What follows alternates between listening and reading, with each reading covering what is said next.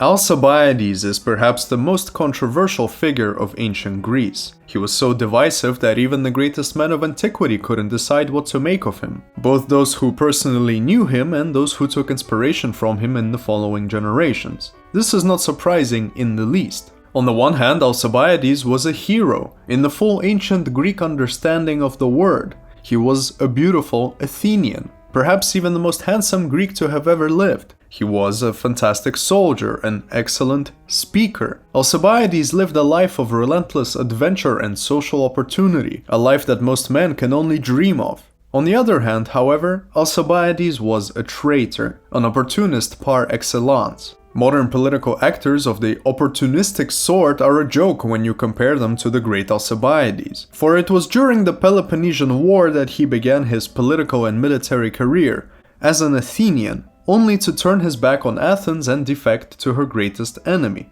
Sparta. He then waged war on his own native city on Sparta's behalf, and he did this with great enthusiasm. This enthusiasm for war and adventure was so high and unbridled that even Sparta herself eventually couldn't control him, and so Alcibiades again defected to yet another opponent, the Persian Empire. Here he changed his colors again and played both sides, Athens and Sparta, putting them against each other, all on the behalf of the great Persian king. His passion for intrigue again turned out to be too high for the Persians as well, and so again Alcibiades found himself defecting, now back to Athens, then again to the Thracians, then again back to the Persians, again and again, until his eventual death at the hands of every enemy he ever made. Indeed, Alcibiades made a lot of enemies, and yet as the great playwright Aristophanes has the mad god Dionysus proclaim, the Greeks yearn for Alcibiades, but at the same time they hate him. In the end though, they need him.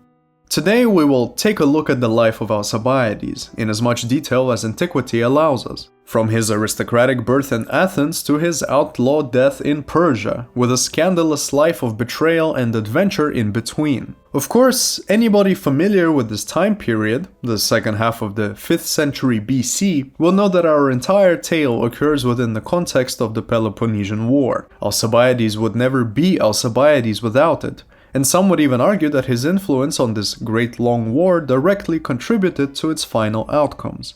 Thus, in order to understand the phenomenon of Alcibiades as properly as we can, we must also sketch the war itself. This extraordinary conflict, so well documented, so iconic and ultimately so tragic. Throughout the duration of this video, I try my best to keep the focus on Alcibiades, providing you only those details of the conflict that establish why exactly he resorted to a ruthless string of betrayals, how this perfect Athenian citizen ended up turning the entire Greek world against him in just a few short years. This is the life of Alcibiades. Alcibiades was born in Athens, sometime around 450 BC. His birth occurred at a very interesting time for the city and for Greece in general. The 50-year-long Persian wars were just fizzling out. The military confederation of Greek states that fought against the Persians was now transforming into the vast Athenian Empire. More than 150 Greek states were now paying direct tribute to Athens, under the guise of military contribution. If any of these military allies failed to make payments, the Athenian navy would very quickly show up and show them what happens to those who don't pay. Thus, by the time that Alcibiades was born, a significant majority of the Aegean Sea was nothing more than a subject of the great democratic Athens. Alcibiades was born into a blooming empire. Not only was the time and place of his birth significant, but also his lineage. In the world of antiquity, you are your ancestors after all. Genealogy is of utmost importance. Alcibiades belonged to the Achaemenid dynasty. This dynasty claimed descent from Nestor. If you are familiar with Homer's Iliad, you will remember him from the very first book. He is the person that intervenes in the dispute between Achilles and the strong Agamemnon. To list every notable and not so notable Achaemenid, the entire lineage that culminated in its final spectacle of Alcibiades, would be a task of immense proportions, especially so when considering just how many political marriages were organized throughout the several centuries of this dynasty's importance. What makes this task even more difficult is tradition. The eldest son is always named after the grandfather, and the second son is very often named after the father. And so the Alcmaeonids had 4 notable members by the name of Megacles, 3 by the name of Clinias, 4 by the name of Callias. Even Alcibiades himself was technically Alcibiades III. Suffice it to say that tracing an accurate family tree for our story is not entirely necessary. Instead, it will be enough to outline only some facts about the lineage, only in order to accentuate what kind of reputation lay on the shoulders of the young Alcibiades. This inadvertently includes the infamous Alcmaeonid curse. By the 7th century BC, the Alcmaeonids were already serving in the highest level of Athenian government. In 632 BC, the Alcmaeonid Megacles held the post of Archon Eponymus, the chief magistrate after whom the year was named. Already this is a very prestigious position. It was under this Megacles that a coup in Athens devolved into an eventual slaughter, a slaughter on the Acropolis that ultimately resulted in Megacles and the Alcmaeonids as a whole being cursed by the gods. They were banished from the city for a while, but eventually they returned during the time of Solon, approximately 40 years later. They returned with an incredible amount of money, enough money to make the citizens forget the curse entirely and enjoy their wealthy splendor. The source of this money remains a mystery. Herodotus tells us a rather amusing but improbable story of a certain Alcmaeon stuffing all of his orifices with gold in the Lydian court. Regardless of where they actually got this money, the Alcmaeonids were now immensely rich and immensely influential. Between the time that they returned to the city and the birth of Alcibiades, they had spent more than 100 years cultivating their influence. The man we call the father of democracy was also an Alcmaeonid, Clisthenes, or Clisthenes, depending on what pronunciation you go for. It was Clisthenes who liberated Athens from the tyrant Hippias in 510, and some years later he successfully reformed Athens into a government of deme, hence democracy. Skipping a little bit ahead, we arrive at the great Pericles, the first citizen of Athens, as Thucydides calls him. Pericles was first cousins with the mother of Alcibiades.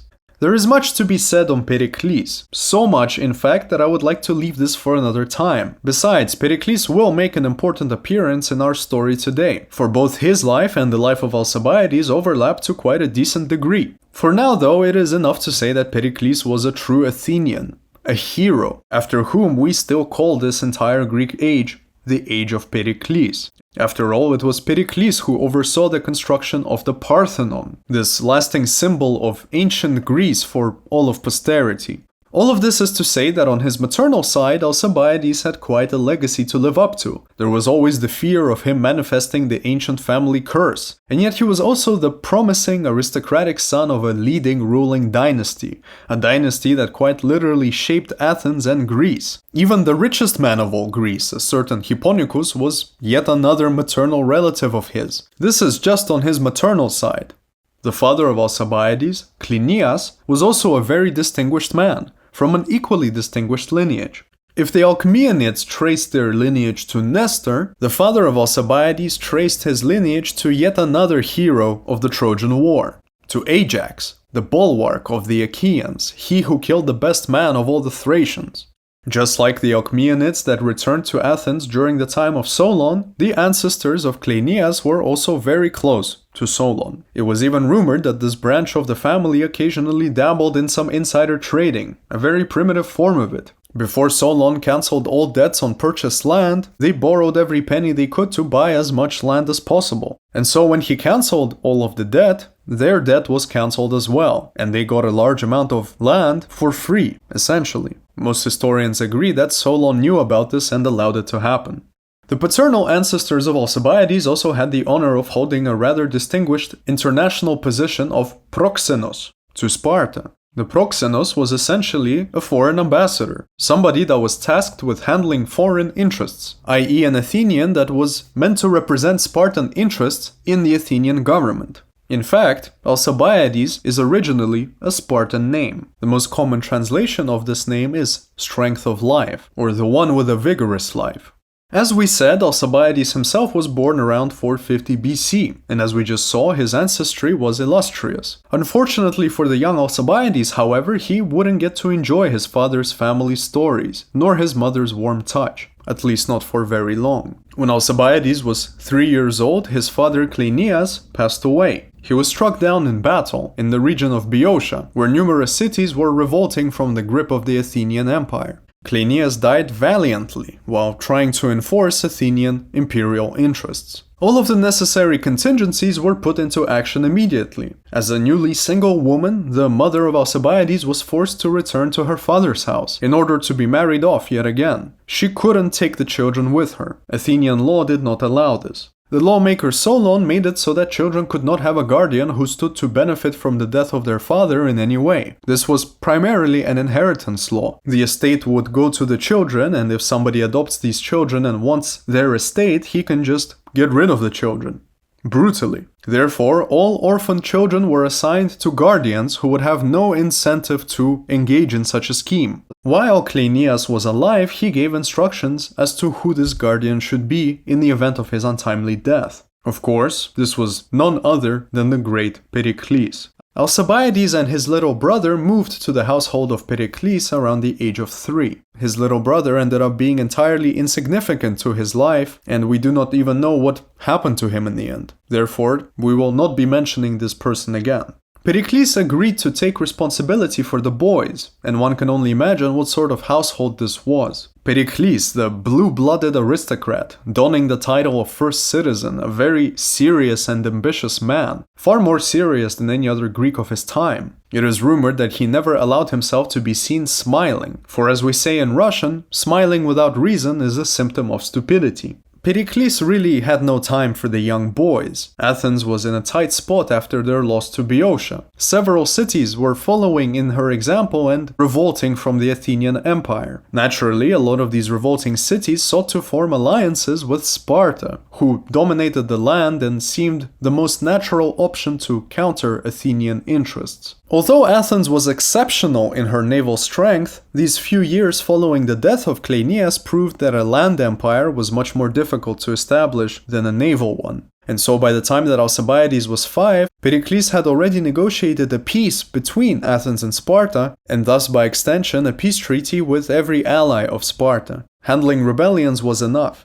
The terms of this treaty were not that great. Athens had to give up a majority of the territorial gains she had made in the past 4 years of inter-Greek conflict. This, of course, greatly hurt the city's pride. Nevertheless, the newly signed peace did allow for some breathing room. Athens continued in her policy of squashing rebellious regions, gathering an immense fortune for the city from both tributes and the various mines across her subject territories. With all of these new fortunes, Pericles got to work on improving the city. After all, the Persians did cause Athens a lot of damage throughout the 50 years of the Persian Wars. She had to be beautified again. All of this is to say that Pericles had no time for the young Alcibiades, and this really wasn't expected from him either. Do not forget that we speak of Antiquity here, a much different time to ours. The job of taking care of the young boys fell instead on a nanny. This was and still is a fixture of any aristocratic house. Funnily enough, the nanny that was tasked with raising the young Alcibiades was a Spartan. A slave, in fact.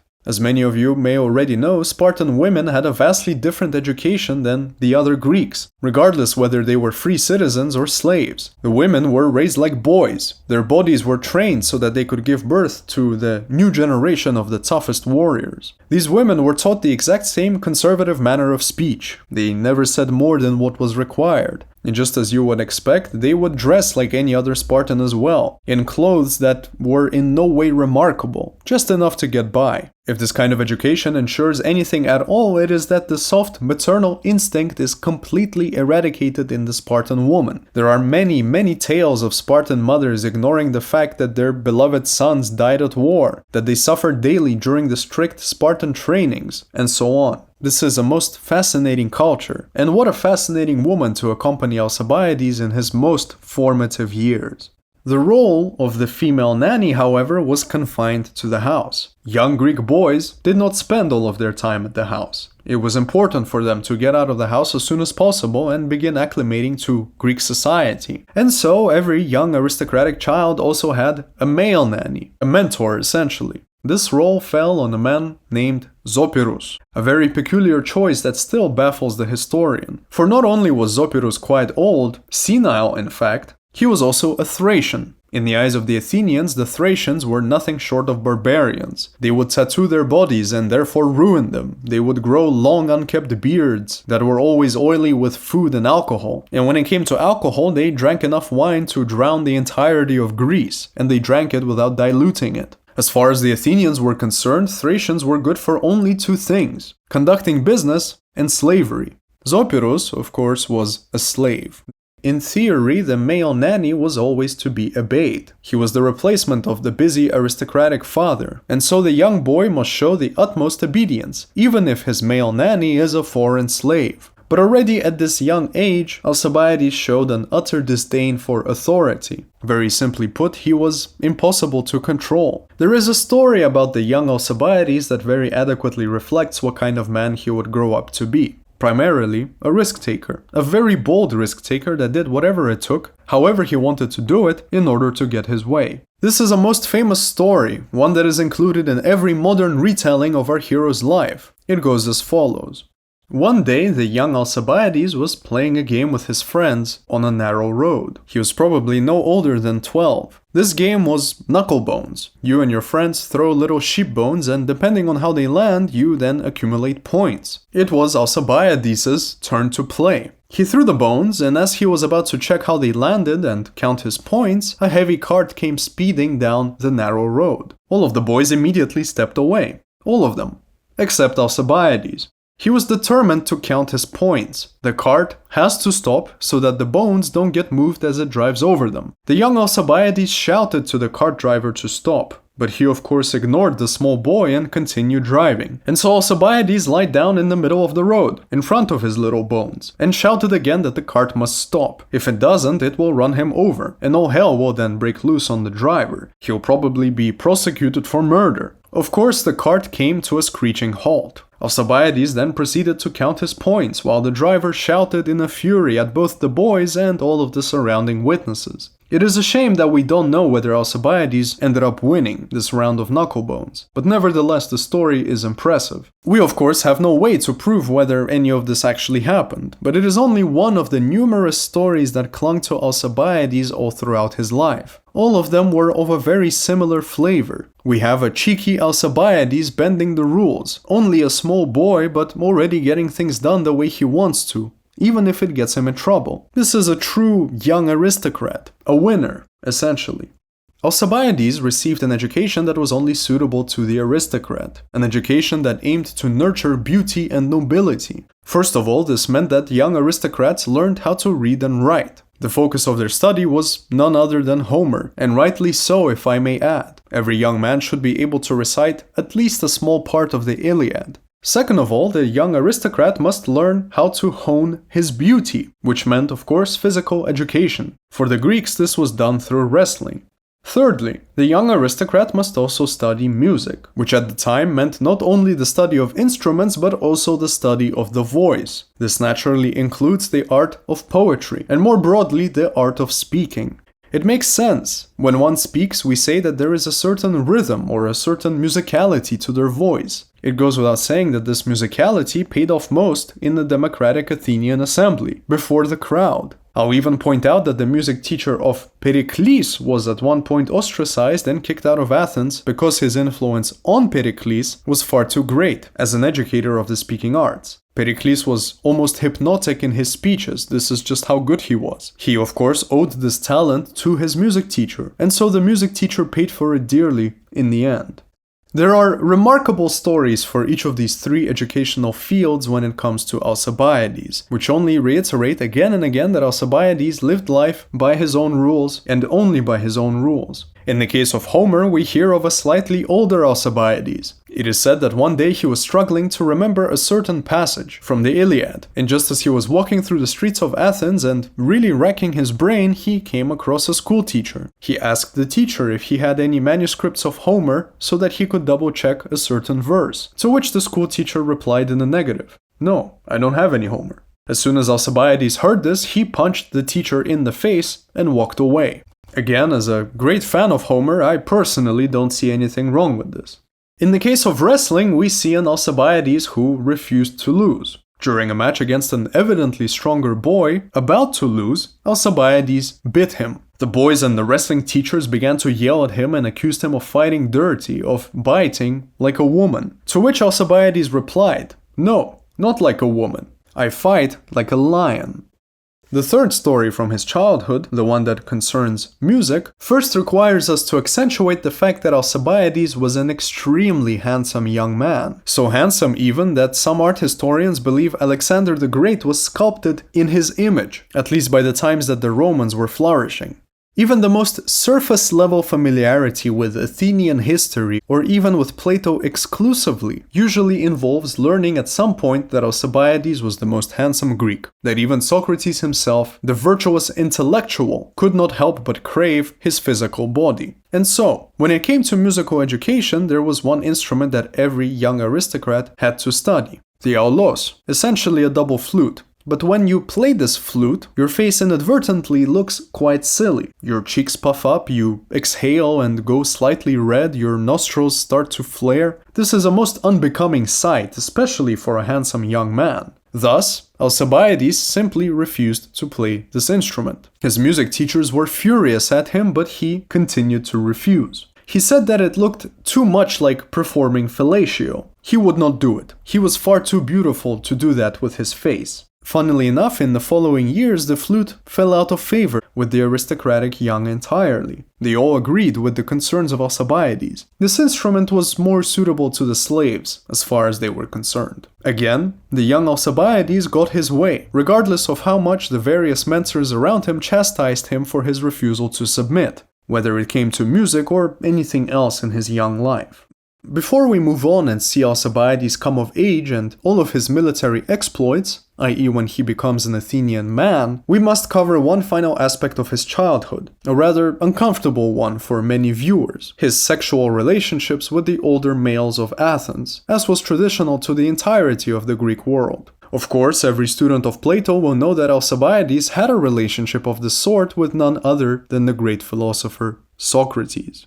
Throughout his entire life, Alcibiades was known as a man with an immense sexual appetite. Even for the Greeks, he was sometimes excessive. This appetite started early, before he was sworn in as a citizen, i.e. under the age of 18. There is a story here which also happens to be one of the few times we see Pericles directly get involved in the young boy's life. It is said that his Thracian nanny Zopyrus had lost Alcibiades. Alcibiades simply disappeared when he was about 15 or so. Zopyrus looked for him up and down, and eventually he went to Pericles to tell him the terrible truth. His adopted son was missing. They must immediately sound the alarm and get all of Athens to look for him. But Pericles did not like doing things in such a public way. Instead, he kept his cool and stated that they should just wait. Making a big deal out of this would bring zero benefit. If the young Alcibiades had somehow managed to get himself killed, searching for him would only speed up the inevitable and ultimately be a waste of public time.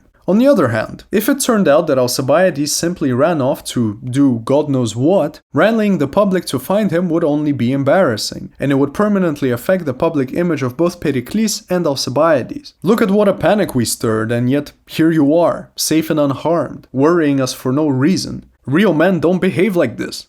Indeed, Pericles was right. Everything turned out to be fine. Alcibiades simply ran off for a little lover's retreat with a certain wealthy Athenian, approximately 15 years his senior. And after many days of this retreat, the young man came back, unharmed and ultimately pleased. During his late teenage years, Alcibiades had a string of such male lovers, all of them his senior, some by a few years, but others by more than a decade or two. This is how they did things in Greece. Many of these older men simply wanted to be part of his entourage, and so they were really just sleeping their way into the good graces of the handsome Alcibiades. But certain others were truly smitten by him. Already in his late teenage years, Alcibiades was known as quite an outstanding individual, an up-and-coming youth of society. There was one man, however, who pursued Alcibiades for higher and much purer reasons, who saw beneath his flamboyant veil a great amount of potential. At least, this is what Plato wants us to believe. We are, of course, speaking of Socrates, the great philosopher. Socrates was in his late 30s by the time they got to know each other. We do not know how exactly they met. If we take Plato's word for it, Socrates was quite literally stalking Alcibiades, seeing in him a great potential that he must take advantage of. What is much more plausible, however, is that Socrates was introduced to Alcibiades by the Thracian nanny Zopyrus. There is a tiny allusion to this in Cicero's treatise on fate. Regardless of how they might have met, it is safe to say that Alcibiades probably just found himself within the aristocratic company that so loved to spend their time with Socrates. And while Socrates saw many an interesting quality in every person that surrounded him, Alcibiades was the most intriguing. He claimed to be able to see through him, to his real core, and what he saw was a great potential. A potential for both tremendous good and utmost destruction and tyranny. If we are to believe Plato, Socrates wanted to nurture this potential for tremendous good in the young Alcibiades, but he ultimately failed. Alcibiades was simply uncontrollable. Even the greatest breeder of virtue in the Greek world couldn't get him to submit. This narrative is most likely to be partially true. As we are about to see, Socrates and Alcibiades were indeed close. This relationship most probably wasn't simply platonic, but once Alcibiades began his career of military intrigue, Socrates most probably took his distance. Perhaps Alcibiades even simply pushed him out. He didn't have time for him. Considering just how negative the future reputation of Alcibiades became with the contemporary Athenians, Plato then embellished the narrative, turning Socrates into a disappointed mentor instead of simply being an interested lover and friend. This was an attempt to preserve the reputation of Socrates for posterity. After all, both Socrates and Plato are still to this day plagued by alleged links to a variety of tyrannical characters. Regardless, the nature of this relationship was confusing to even contemporary Athenians, never mind how baffling it is to the modern man. On the one hand, this seems to be a very classic relationship of older lover and younger lover, the erastes and the eromenos. In theory, the older lover is tasked with teaching his young partner all of the necessary things, i.e. what relationships are like, how he is to conduct himself in public and private affairs, how his education should go. All of this is to be reported to the father by the older lover. This is therefore a mentorship with an added physical component. It is worth pointing out that every aristocratic child was expected to partake in such a relationship. On the other hand, especially if we are to take Plato's word for it, Socrates and Alcibiades are the epitome of a platonic relationship, strictly non-physical. This was a chaste homoeroticism that can birth the highest spiritual and philosophical achievements, the ideal engagement between two men who wish to breed a new kind of virtue. This is interesting. Very interesting, but let us not be fooled. The former scenario of Socrates taking Alcibiades as a young lover is much more likely. Perhaps we can settle for a mix of both. The point here to everything that we have said thus far is that Alcibiades was an important aristocratic youth of Athenian society. He was entrenched with the leading intellectual circles of his youth, i.e. Socrates. Protagoras. He probably met the great Anaxagoras. He took a string of older lovers that came from significant slices of Athenian life. His adoptive father was the leading citizen of Athens. And above everything, Alcibiades asserted himself as a personality. This here was a youth who promised to the world that he would always get his way, no matter the cost and no matter who stands in his way, even if it was his own city that stood in his way, or his own people. Indeed, at the ripe age of 35, Alcibiades would definitively prove that even treason was not an issue, if it meant that he got his way. More on this later. By 433, when Alcibiades was 17 or maybe even 18, the international situation had boiled over. The 30 years peace that Pericles had masterminded between Sparta and Athens was still holding, but Athens was having a rather tense time with certain Spartan allies. Indeed, the main problematic ally in question by this time was Corinth. Corinth had long been an Athenian rival when it came to business. The city's geographical location allowed for 2 ports to be built, and so naval commerce was booming there. This very naturally made the Athenians jealous, and so it is really inevitable that these 2 cities would look to eventually make some kind of war, whether an economic war or even a physical war. The peculiar thing here is how exactly this war came to be. This was basically a cascading domino effect over a small colonial issue.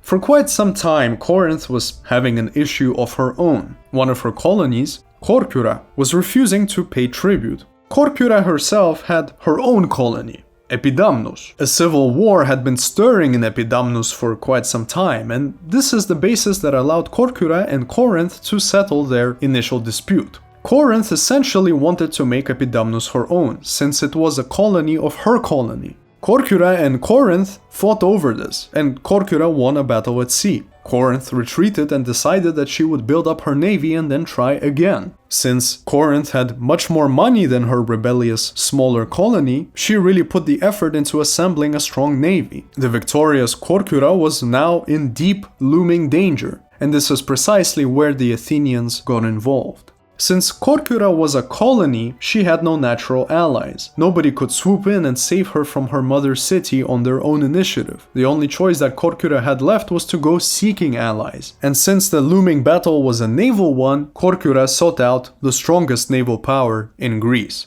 Athens. The Corcyran ambassadors came to Athens in 433 and made their case. War between the Athenian Empire and the Peloponnese was inevitable. The 30 years peace was not good enough to hold much longer. If Athens allows Corcyra to fall, her entire naval fleet would fall in the hands of Corinth, and thus Sparta by extension. Corinth and Sparta were allies. Furthermore, if Athens frees Corcyra from her Corinthian overlords, she would have a very beneficial ally in terms of geography. Corcyra could be used as a perfect gateway to Italy. Imagine just how much business you could do with this direct door to the western lands. Despite the fact that the Corinthians repeatedly warned Athens against any such acts of aggression, Athens nevertheless agreed to help. Thus, an Athenian fleet sailed for Corcyra.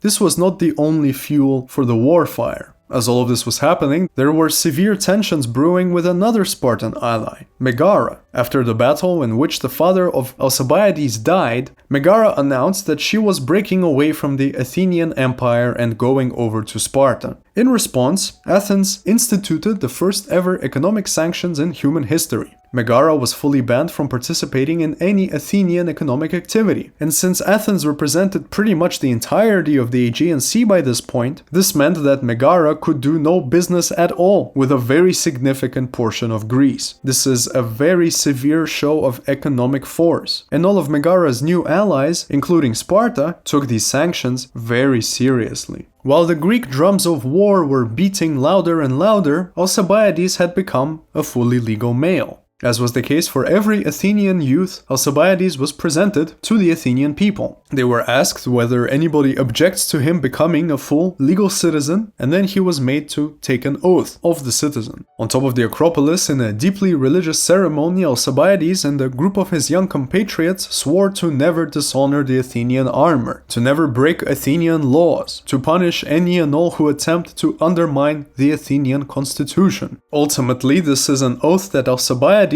would not keep, but we'll get to that later. What followed this coming-of-age ceremony was the ephebia stage, the transition between being a child and a man, a probation period, essentially. These were 2 years of military and civic training. Very little is known about what Alcibiades did during this training period. The only thing that we really know is that he sailed east at some point, in the company of his paternal uncle. Rumors say that they spent this time engaging in feverish sex tourism, that they even slept with the same woman and she gave birth to a daughter. And once this daughter grew up, many years later, it is said that they returned and slept with her as well. Apparently there was nothing wrong with it because they weren't sure which of the two was her real father. Even for the Greeks though, this story is a bit far-fetched. What's more likely is that Alcibiades and his paternal uncle were dispatched by the Athenian military to check up on her eastern borders and obviously collect tributes. Whatever the real purpose of this eastern trip was, Alcibiades came out of it with a lot of new friends in a variety of eastern Greek cities.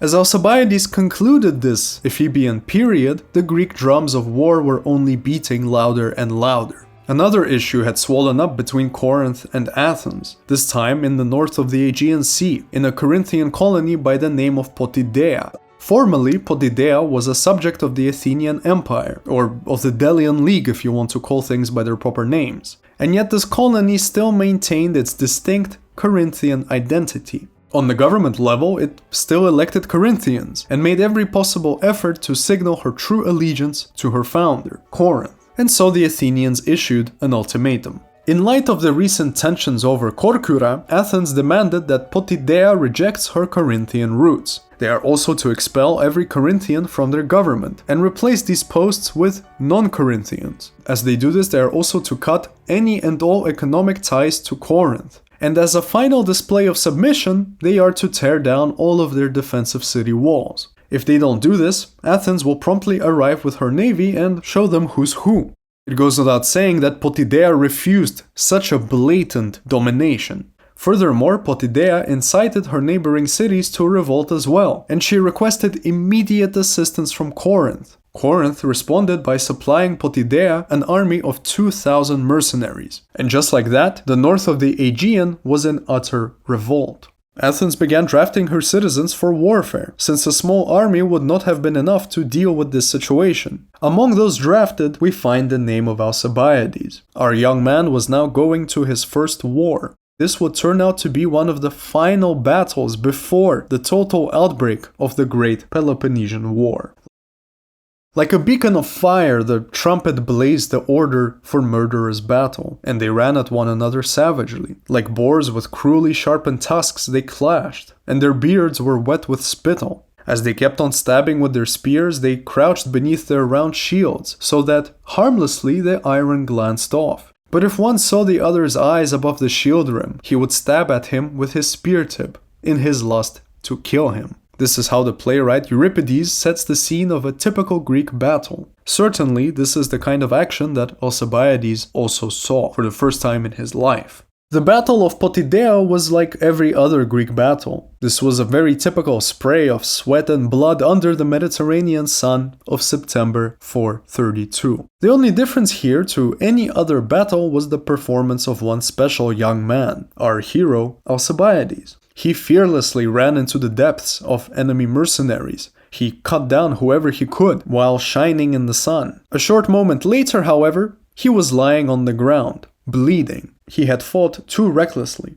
Within an instant, an older man was standing above him. A man with a very distinct and bulldog-like face. This bulldog man fights off the enemies that are trying to kill the grounded Alcibiades, and then he drags the young body away to safety, effectively saving his life. This older man was Socrates. Without him, Alcibiades most probably would have been dead. The Athenians proved victorious and laid a siege on Potidea. The Corinthians managed to sneak out and retreat, essentially abandoning their loyal colony. The Athenians deliberated as to who should receive the highest honor for bravery, and the name of Socrates was put forward. In fact, he was chosen for this honor. But Socrates himself allegedly refused it, and instead suggested that Alcibiades receive it. After all, it was Alcibiades who fell to the ground in the name of Athenian imperial interests. And so, barely 20 years old, Alcibiades received one of the most outstanding honors that a military man could get. This was only the start of a most illustrious military career, and at what a young age.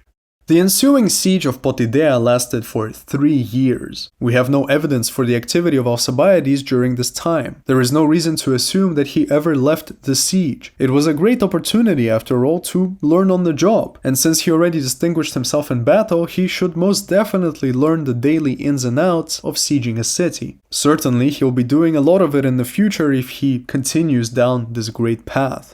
Alcibiades got to enjoy a very rare pleasure due to his wealth and his fearless fighting. While most of the Athenian soldiers slept outside or in makeshift homes from animal skins, Alcibiades had an entire tent to recover in. After all, he was wounded. His savior Socrates was of course invited to share the tent with him. What they did together inside this tent for the following 3 years is up to your imagination. Plato, of course, would have us believe that these two men shared the room in a Platonic fashion, philosophizing for endless hours like father and son, teaching each other the virtuous life. Whatever the case may be, by late 430, the Potideans acutely felt the effects of the siege, and eventually surrendered. Alcibiades, Socrates, and all of the other brave Athenians could now go home.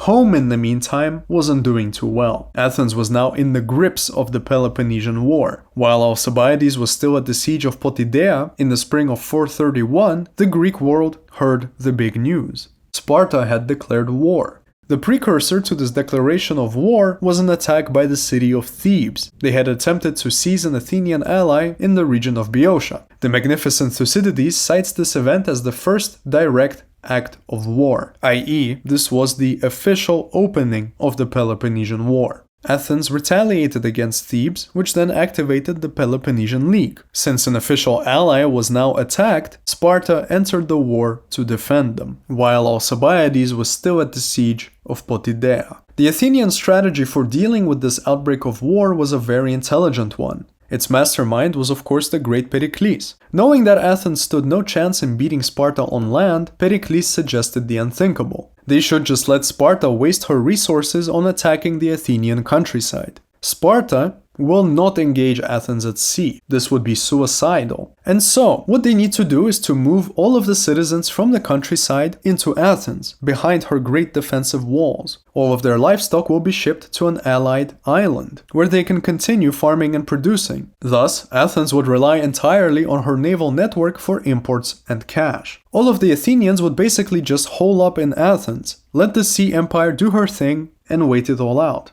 As Pericles saw it, after 4 or 5 years of doing this, Sparta would give up, and the war would come to an end. It was simply far too expensive for anybody to be at war for longer than that. This was truly a brilliant plan, and it was quite revolutionary for the Greeks, who sought to fight whenever they could. This is reflected in the fact that even though the Athenians agreed to the plan, they were quite reluctant. There were many vocal enemies of Pericles in the Democratic Assembly who accused him of cowardice, that his personal cowardice determined the cowardly Athenian strategy. This strategy was simply not representative of a great power, and yet Pericles still managed to implement the plan as described, and it went perfectly. In the spring of 431, the Spartans raided the Athenian countryside with a massive army of up to 60,000 soldiers. They burned the farms, they cut down the olive trees and destroyed all of the soil. And after a few weeks, seeing that the Athenians were not budging from behind their city walls, the Spartans left. After they left, the Athenian farmers quickly went to their properties, cleaned up what they could, farmed a little, and then retreated to Athens to repeat the strategy again for the next Spartan attack.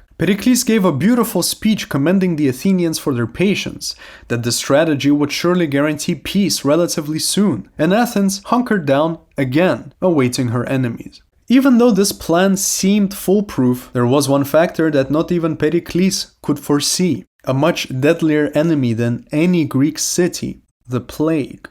By the summer of the next year, Athens was packed to the brim with citizens. Thousands and thousands of people living in close quarters, sharing bedrooms and toilets, all of them together, the most noble and the most unwashed. Before long, disease began to spread. More specifically, a shipment came to Greece in the spring, from Egypt. This shipment passed through the Ionian Islands and then came to harbor in Athens. Everywhere it passed from Egypt to Athens, people got extremely sick. What began as headaches and fevers ended in fatal diarrhea and boils, accompanied by a most severe insomnia. Over the following few years, it is estimated that over 60,000 Athenians died because of this plague, and precisely because of the military strategy that they chose. Hunkering down and waiting the Spartans out made for a perfect breeding ground for this disease. Unfortunately, Pericles was also among those infected, and in the following year, after losing a majority of his children to the plague, he himself also passed away. Thus, in the most cruel and unfortunate way, Athens lost her greatest leader in the midst of her most important war. We do not know where precisely Alcibiades was during this time. What we know for certain is that the plague reached the siege at Potidæa, yet both Alcibiades and Socrates managed to avoid it. It is quite possible that they were sailing back to Athens as it spread at Potidæa, and by the time that they reached Athens, the first major wave of infections was over. It is even possible that Alcibiades was there for the death of Pericles, his adoptive father. Ultimately, we do not know. The only thing we can say with certainty is that Alcibiades was back in Athens by 427. We know this due to the great Aristophanes. From fragments of his banqueters, we see that Alcibiades is branded as bad company in Athenian high society. A father is chastising his younger, rebellious son for using big, elaborate words that he learned from the young and slick prosecutors of Athens. Alcibiades is named among these prosecutors. Likewise, 2 years later we have his Acarnanians, where a direct reference to Alcibiades is made. The chorus in the play is upset about the Athenian justice system, that young prosecutors can attack the elderly defendants. Perhaps it would be better if the old were prosecuted by the old, and the young be prosecuted by that wide, arseholed blabbermouth, the son of Cleinias. Of course, the son of Cleinias in question is Alcibiades, proving to us once again that during the early and mid-420s, after his return from Potidea, Alcibiades was making himself a dazzling career in the courtrooms of Athens. Every future politician gets his young start in the courts. Pericles also first made a name for himself by prosecuting a certain significant rival in the courtrooms of Athens. This path only makes sense. If you are planning to step out in front of the large public assembly and attempt to steer the politics of your city, you should practice in the smaller courts first. The place where the democratic assemblies were held could usually accommodate around 6,000 audience members. The court, on the other hand, had a jury of 500. This was the perfect arena for practice. Owing to his education, and certainly due to having observed just how great his adoptive father Pericles was, Alcibiades also made for a phenomenal speaker. In fact, he was such a great speaker that even his speech impediment didn't get in the way. Yes, Alcibiades had a speech impediment, perhaps the only thing that tried to counterbalance just how physically attractive he appeared to his contemporaries. This speech impediment is most often referred to as a lisp by those who didn't study the material carefully enough, but in reality it wasn't a lisp. Alcibiades could pronounce the letter S just fine. What his speech impediment actually was lambdacism. This is the condition when you are unable to roll your R's, and so you pronounce them as the letter L instead. Ancient Greek, just like modern Greek, had a rolled R, the R sound. And it is a letter that appears very often in the language. Pericles, Socrates, Anaxagoras, Critias, and so on.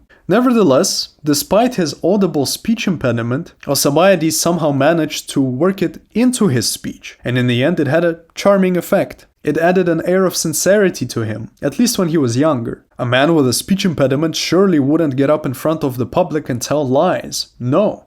Furthermore, the speeches of Alcibiades were famous for his frequent stops. He would slow down, take a pause, and search for the next word or phrase. His enemies claimed that his vocabulary just wasn't that good. The man struggled to string coherent sentences together. But the general public perceived this as profound. The intelligent Alcibiades is stopping to think, to find the most perfect word, to honor the age-old tradition of beautiful public speech. Another thing that we know of Alcibiades during this time period, his mid-20s, is that he was promoted to the cavalry division. This promotion was typical for military aristocrats in Athens, but usually came a little later. Socrates himself, despite being a good soldier, had not yet been promoted to the cavalry class, and he was much older. This promotion was most probably given to Alcibiades for two reasons: the highest honor he received for the Battle of Potidea and his lifelong obsession with horses. In fact, horse breeding was an activity that most aristocrats tried to take part in, but the ancestors and relatives of Alcibiades were particularly good at it. This promotion was perfectly suited to Alcibiades, and we can only imagine how often he raced through the streets of Athens with his fellow cavalrymen, on horseback, stunning the Athenian city like a flash of beautiful lightning. This image is only further backed up by the playwright Aristophanes. In The Clouds, Alcibiades makes an appearance as one Peidipides, the horse sparer. This is in 423. He is portrayed as a spendthrift, spending all of his family's money on horses and chariots, doubting the existence of the gods under the influence of the immoral Socrates. Alcibiades himself is said to have been utterly infuriated by this portrayal, and he managed to convince the judges of this play to not give first place to Aristophanes, no matter how good the play would be. Indeed, Aristophanes did not win that year, despite the fact that The Clouds is an incredible work of theater. As a side note, while Alcibiades raged at his public humiliation from this play, it is said that Socrates did not care at all. In fact, every time that the character of Socrates appeared on the stage, Socrates would stand up, letting the audience around him know that it is he who is being made fun of. Perhaps this difference of character was ultimately what drove Alcibiades and Socrates apart. In 425, as war continued across Greece, Athens was starting to feel the effects of her strategy. Financially, that is. Back when Pericles was still alive, at the outset of the war, Athens had calculated a war budget in line with the plan that he presented. 4 or 5 years at most of hunkering down in the city and sending out small forces when necessary. But this was already the 6th year of hostilities, with absolutely no end in sight. The budget was running thin. In order to deal with these financial strains, a special commission was established that was tasked with revising the tribute list of the Athenian subjects. Athens needed more money, and so the terms of their tribute payments had to be changed. Alcibiades, now in his mid-20s, was one of the 10 members appointed to the special commission. This was not an ordinary post, for it required extraordinary abilities. Each commissioner had to visit the numerous subjects of the Athenian Empire and talk with the local government representatives. He had to properly evaluate how much wealth the subject could contribute and then deliver new terms without alienating these subjects. During this reevaluation, more than 225 new states were added as payers. Each of these states required a careful financial calculation. Certainly, this would have occupied Alcibiades heavily in his day-to-day life. In the end, as a result of this commission's efforts, tribute payments to Athens were increased by over 300%. Alcibiades did a very good job here, and it is impossible to imagine why, in just a short decade, he would abandon the city that he was so diligently serving up until this point.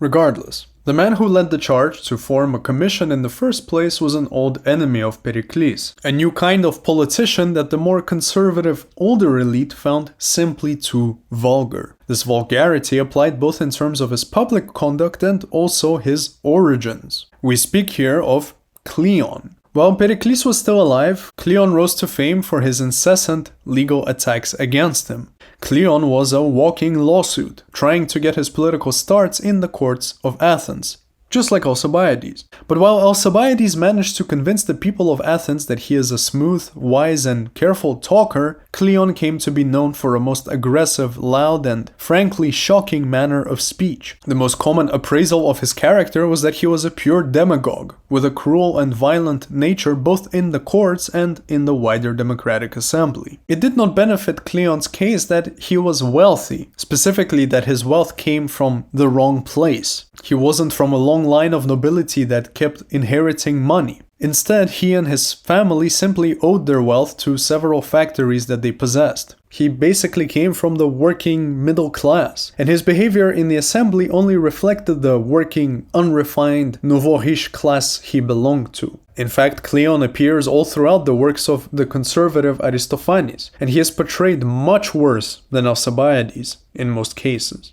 Cleon was the primary opponent of Pericles when it came to war strategy as well. The death of Pericles was basically the best thing that could have happened for him, politically speaking. He was now free to push his own strategy in the assembly, without the talented Pericles out-talking him before the Athenian people. This new strategy was nothing short of a total show of force. Cleon was advocating aggression. It was Cleon who advocated for the slaughtering of the entire male population in Lesbos in 427, when the island had revolted from the Athenian Empire. It was Cleon who pushed again and again the idea that the Peloponnesians will never tire unless Athens meets them in the battlefield. Every time that somebody opposed Cleon publicly on these positions, he would sue them. And so through a mixture of suing and persuasion, Cleon eventually managed to seduce the Athenian assembly. In 427, Cleon had the Athenians form a fleet. This fleet sailed to Sicily. Some Sicilian Greeks had asked them to come and help them out with their own problems. They were facing a lot of aggression from Syracuse, and so Cleon mounted a relatively small Sicilian expedition. 2 years later, in 425, they sent another fleet to support this expedition. This was Cleon's idea once again. This fleet ultimately did not make it there. A storm hit the sea as they were sailing past the southwest of the Peloponnese, and so they docked and waited. It was impossible to judge how long this wait would be, and so while docked at a beach in Pylos, the Athenians decided to build a fortress. By the time that the storm cleared up, Athens now had a brand new foothold in enemy territory. Sparta did not take kindly to this, and so they attempted to siege this new position. The Athenian fleet that was bound for Sicily then set up a counter-siege, and so while the Spartans were sieging Pylos, the Athenians outside of Pylos were sieging these very same Spartans. A peculiar situation.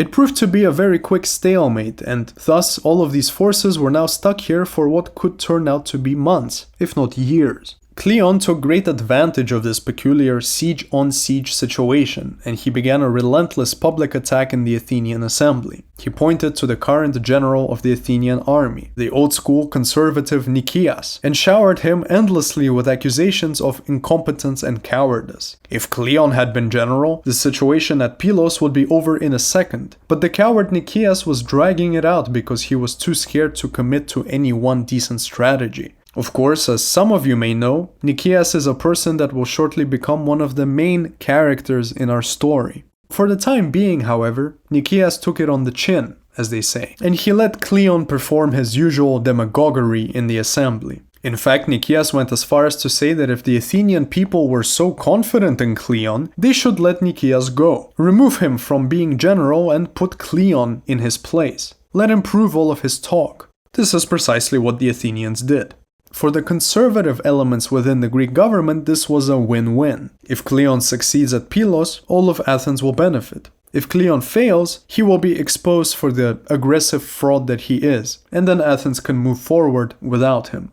And so, now that Cleon was general, he assembled an army and sailed for Pylos. There was some back and forth fighting between the Athenians and the Spartans when Cleon arrived, but in the end, Athens took the lead. The Spartans surrendered with great shame, and Athens took 120 legal Spartan warriors as hostages. These hostages will have a direct impact on Alcibiades later.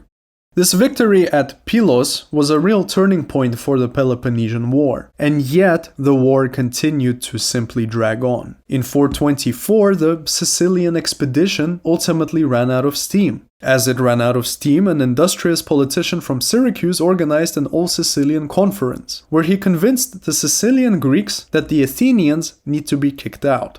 Yes, there is internal strife between the various Greek city-states of Sicily, but they should try and solve their own issues. All that the Athenians want is conquest. They will liberate you first, and then before you know it, your city is an Athenian subject. This means that you are shoveling inordinate amounts of money into her treasury. It would be better for all of Sicily to just kick them out instead. This is precisely what they did. Even the people who first summoned Athens to come agreed that this was better for the long term. Despite just how offended the Athenians were at this turn of events, there was nothing they could really do. There were too many immediate threats to Athens, from her neighbor Boeotia in particular. You will remember that the city of Thebes in Boeotia started this entire war in the first place. Athenian attention was required there. And so for the time being, the people of Athens could do nothing more than hold a grudge, against Sicily and Syracuse especially. This grudge will be very important for us later, 9 years down the line. The plan of attack against the Boeotian region was quite beautiful. One Athenian general would sail around southern Attica into the Corinthian Gulf, and then land southwest of Boeotia. He would then attack from the west, into the eastern direction. At the same time, a force would be dispatched from Athens to head east, into Boeotia once again, thus pinching it from both sides. While this happened, the old Theban friends of Athens, those of a more democratic and imperial nature, would stir revolt within the city. And thus this would be a three-pronged attack, from the west, from the east, and from the inside. A new round of military drafts was announced for this campaign. The name of Alcibiades was once again on this list, now as a soldier of the cavalry. This plan of attack against Boeotia was good. In fact, it was too good to be true. Immediately there were issues with timing. The Athenian general who sailed to attack the Boeotian region from the west arrived too soon and launched his attack prematurely. It was not coordinated with the attack that was meant to come from the east. Furthermore, the Athenian plan of stirring revolt within Thebes was leaked to the Thebans. Somebody in the city clearly could not keep their mouth shut about their personal allegiances. Thus, even though the Athenian general arrived early, there already was a full Boeotian army waiting for his ships at the beach. Naturally, this attack from the west was immediately aborted. Likewise, the people within Thebes who were meant to start a rebellion on behalf of Athens also abandoned their plan. They sneaked out during the night and simply ran away. Neither of these news reached the core Athenian army that was to attack from the east, and so the army continued to move, with Alcibiades among the 17,000 soldiers of the Athenian Empire. This initial successful plan eventually culminated in a disaster. The Thebans and the Boeotians as a whole were aware that the army was coming, and so they met them on the way. More than 1,000 Athenian soldiers were killed. Most of the higher men in the hierarchy, including Alcibiades and his cavalry, had fled. It is worth pointing out that some 24 years earlier, the father of Alcibiades also died at a battle in Boeotia. Just as it was now, at that battle the Athenians also fled. It is probably safe to say that Alcibiades was looking for revenge that day, and yet what he got instead was failure. Again, the only report on that battle that we have is that Alcibiades fought very well, and he allegedly saved Socrates from death this time. He repaid the favor from Potidea. Alcibiades and Socrates made it back to Athens. All of the momentum that Cleon had gained at Pylos was now reversed. On top of this, the Spartans had been making great moves in their own foreign policy. Their brilliant general Brasidas was now in northern Greece. His aim was very simple: to take back Potidea and all of the surrounding cities, so that the North Aegean could be littered with Spartan footholds. The city he wanted the most was Amphipolis. Amphipolis was a brand new Athenian colony. It was only 13 years old. Brasidas had good reason to take it. It was a major hub for resources. To the northeast of Amphipolis there were numerous mines. All of their gold and silver passed through Amphipolis and then made its way to Athens. On top of that, it was right next to countless Thracian forests. All of this wood was used as timber for the mighty Athenian navy. Taking Amphipolis thus meant dealing a rather crippling blow to the Athenian economy and military. Brasidas was completely successful in his aims. In fact, the general who was responsible for this area was caught completely off guard by the Spartans, and after the entire region had been lost, he was recalled to Athens and exiled. This exiled general spent the rest of his life traveling across Greece and reflecting on contemporary events. These reflections would be written down and would come to us as the history of the Peloponnesian War. Of course, this general was none other than the magnificent Thucydides. And so, our aggressive friend Cleon advocated for a hands-on approach yet again. When he championed this approach in Pylos, he achieved great success. Why not try again? Unfortunately though, he couldn't be more wrong. The Battle of Amphipolis was bloody. Cleon ultimately died right on the battlefield. The Athenians were forced to flee. 600 of their soldiers were also cut down right beside the aggressive Cleon. On the other hand, it is claimed that only 7 Spartans died. 7. In theory, this is a massive victory for Sparta, but unfortunately there is one detail missing here, a detail that changes this victory to a draw. Their brilliant general Brasidas was also killed. More specifically, he was mortally wounded. It is said that he lived long enough to see the Athenians flee, and so in his mind this was a total victory. He died as he watched their ships sail away. The loss of such a brilliant strategist made this victory very sour for the Spartans, and ultimately not worth the effort. Indeed, with Cleon now dead, the enthusiasm for war had died down in Athens. With the loss of Brasidas, it also died down in Sparta. These two leading powers of Greece met in the battlefield and walked away gravely injured on both sides. Perhaps it would be better now to explore other avenues. Peace is always preferable. With the death of Cleon, we now arrive at Nicias. He was the one who filled the void that Cleon left behind. Just a short moment ago, we mentioned Nicias when we said that Cleon attacked him over the situation at Pylos. Nicias was part of the old conservative elite. He was 20 years older than Alcibiades, entering his 50s at this time. His age reflected his approach to politics. He was calmer, milder, kinder, much more calculated than Cleon and ambitious youths like Alcibiades. Nicias leaned into this perception of him. He was truly the representative of every older Athenian that valued peace and longevity, especially over ceaseless war for glory. On top of this, Nicias was also rather wealthy. He was part of the so-called mining cartel of Athens, possessing over 1,000 slaves working for him in the mines. As far as Nicias saw it, he was the prime candidate to inherit the mantle of Pericles, especially now that Cleon was dead. But Nicias was no Pericles. Nicias lacked in every single aspect when compared to him. His speeches weren't that great, his military tactics weren't as certain, and some of the younger population found him quite stuck in his ways. While the new Athenian intellectual core was questioning the entire natural world around them, Nicias preferred to just pray to the gods, to make his offerings and let fate rule his life. The only real advantage that Nicias had going for him in the world of politics was that he was extremely generous, not only to the people of Athens but also to the city herself. He had a statue of Athena built on the Acropolis, draped in pure gold. He spent inordinate amounts of money on improving various religious festivals for the city, and such other generosity. A lot of people really liked him and saw him as the moderate, more stable choice for first citizen, especially with Cleon still in their memory.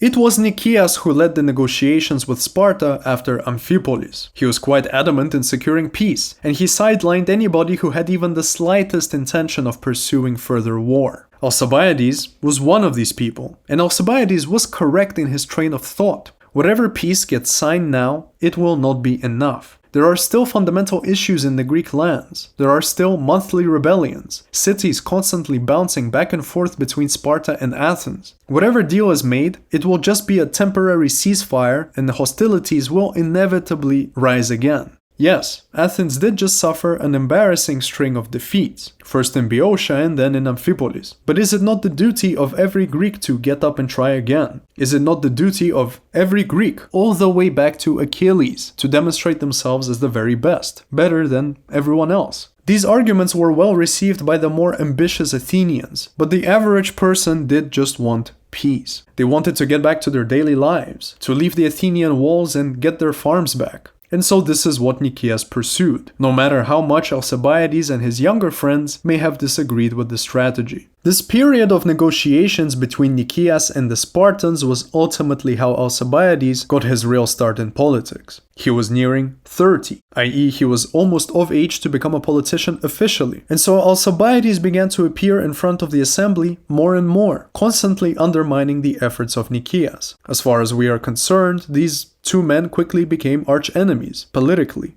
His opponents did not prevent Nicias from reaching an agreement with the Spartans. In March of 421, a peace was signed. The Peace of Nicias, as we now know it. This peace concluded the very first decade of the Peloponnesian War. Of course, as we now know, this peace wouldn't last very long.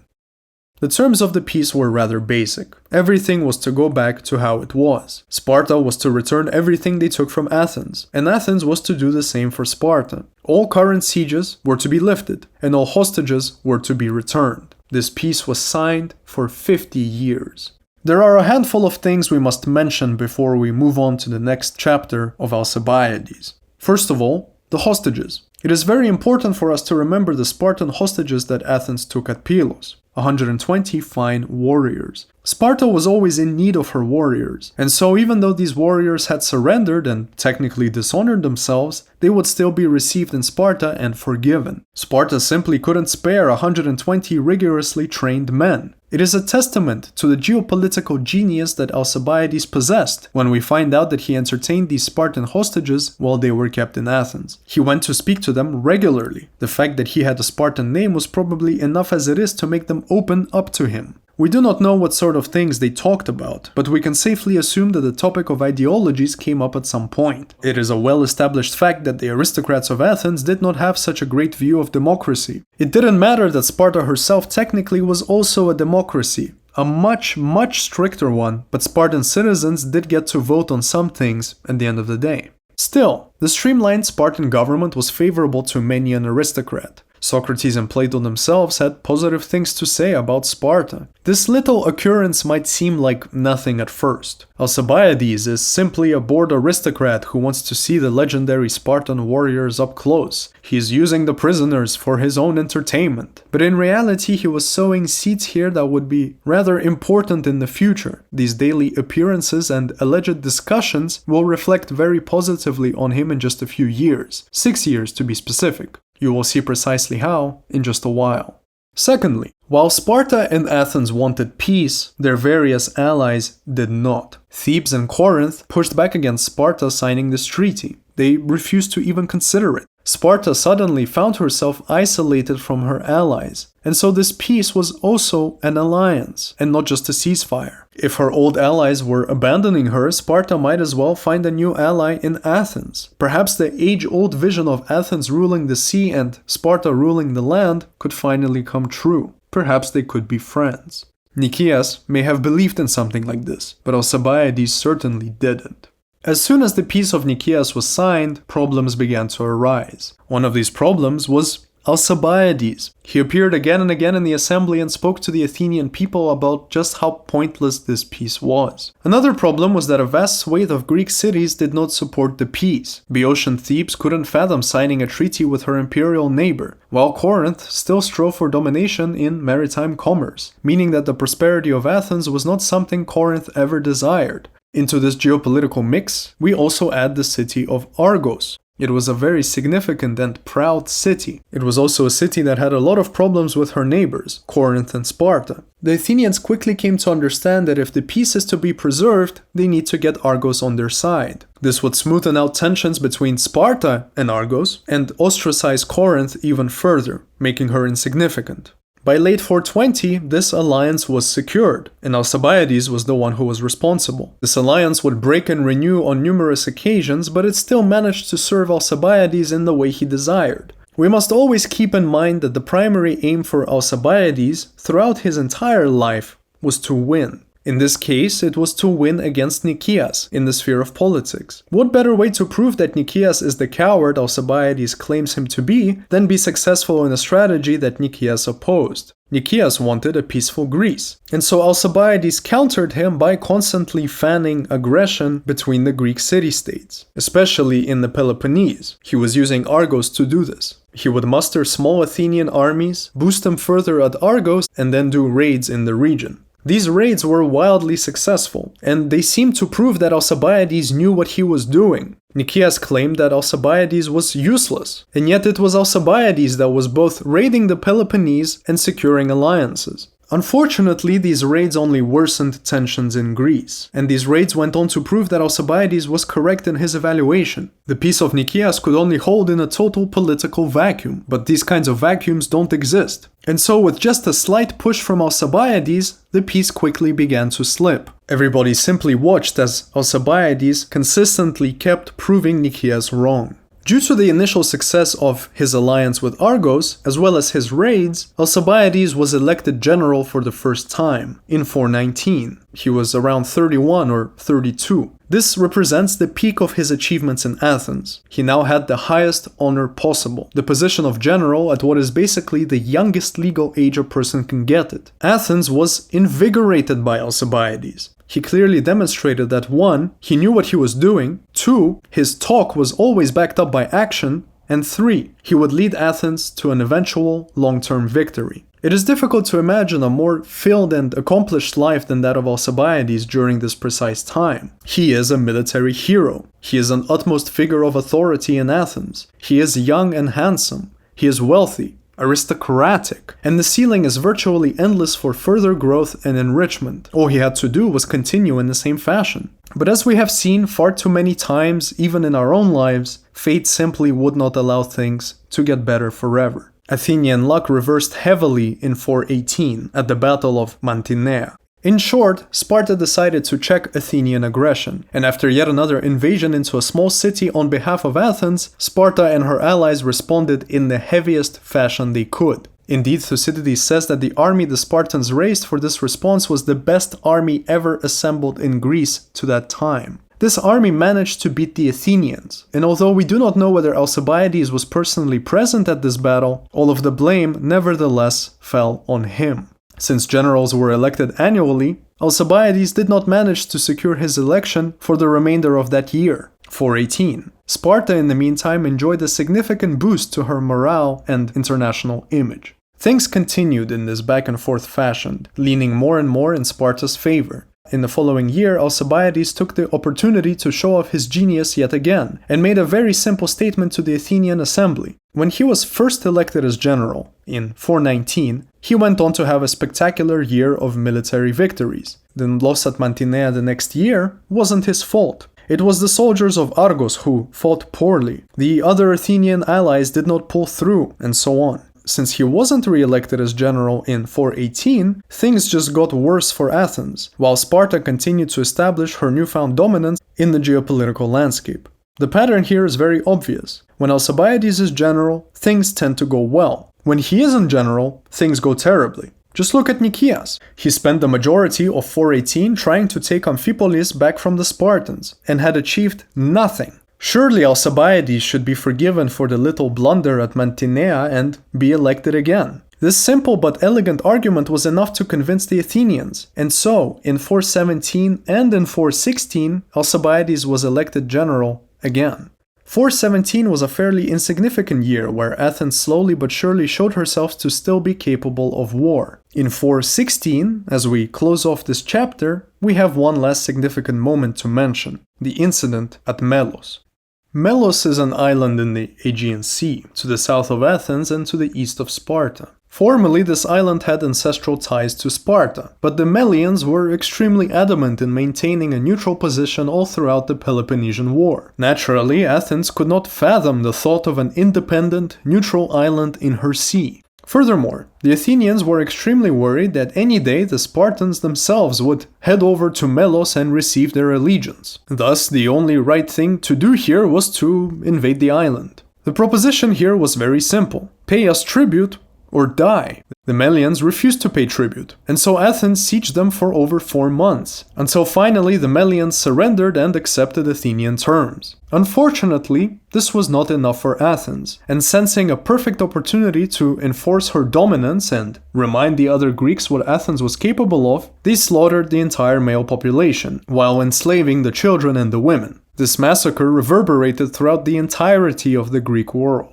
The reason I mention this incident is twofold. Firstly, Alcibiades could have been involved in this decision. An undated and anonymous Athenian speech claims that Alcibiades was the one who advocated this strategy, but since we do not know from where or whom this speech comes, we cannot give it much credence. Secondly, this incident at Melos is perhaps one of the most famous and most studied segments of Thucydides, from his History of the Peloponnesian War. The dialogue that occurs between the Athenians and the Melians, and precisely how Thucydides records it, is political writing par excellence, and it is one of my most beloved segments of ancient Greek literature. There are very clear assigned positions here. Athens is the realist, and Melos is the idealist. Melos refuses to submit to Athens because it is essentially unfair, while Athens doesn't care that it's unfair because at the end of the day the world isn't based on abstract notions of fairness. It is based on power. The strong do what they can and the weak suffer what they must.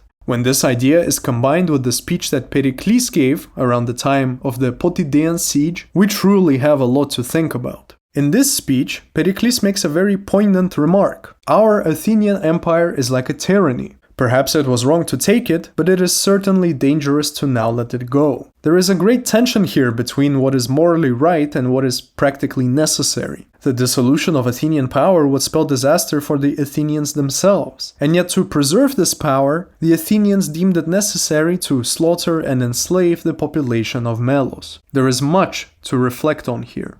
Another note on Thucydides. He makes no mention at all of Alcibiades being involved in this massacre. This is certainly strange, since Thucydides claims to present a most objective image. On many occasions, Thucydides does not fail to mention the involvement of various individuals, since at the end of the day he is seeking to document certain human archetypes, and yet he does not implicate Alcibiades here. The truth is difficult to determine. After all, Alcibiades was an Athenian general. He was in command. I will leave the final say here up to you.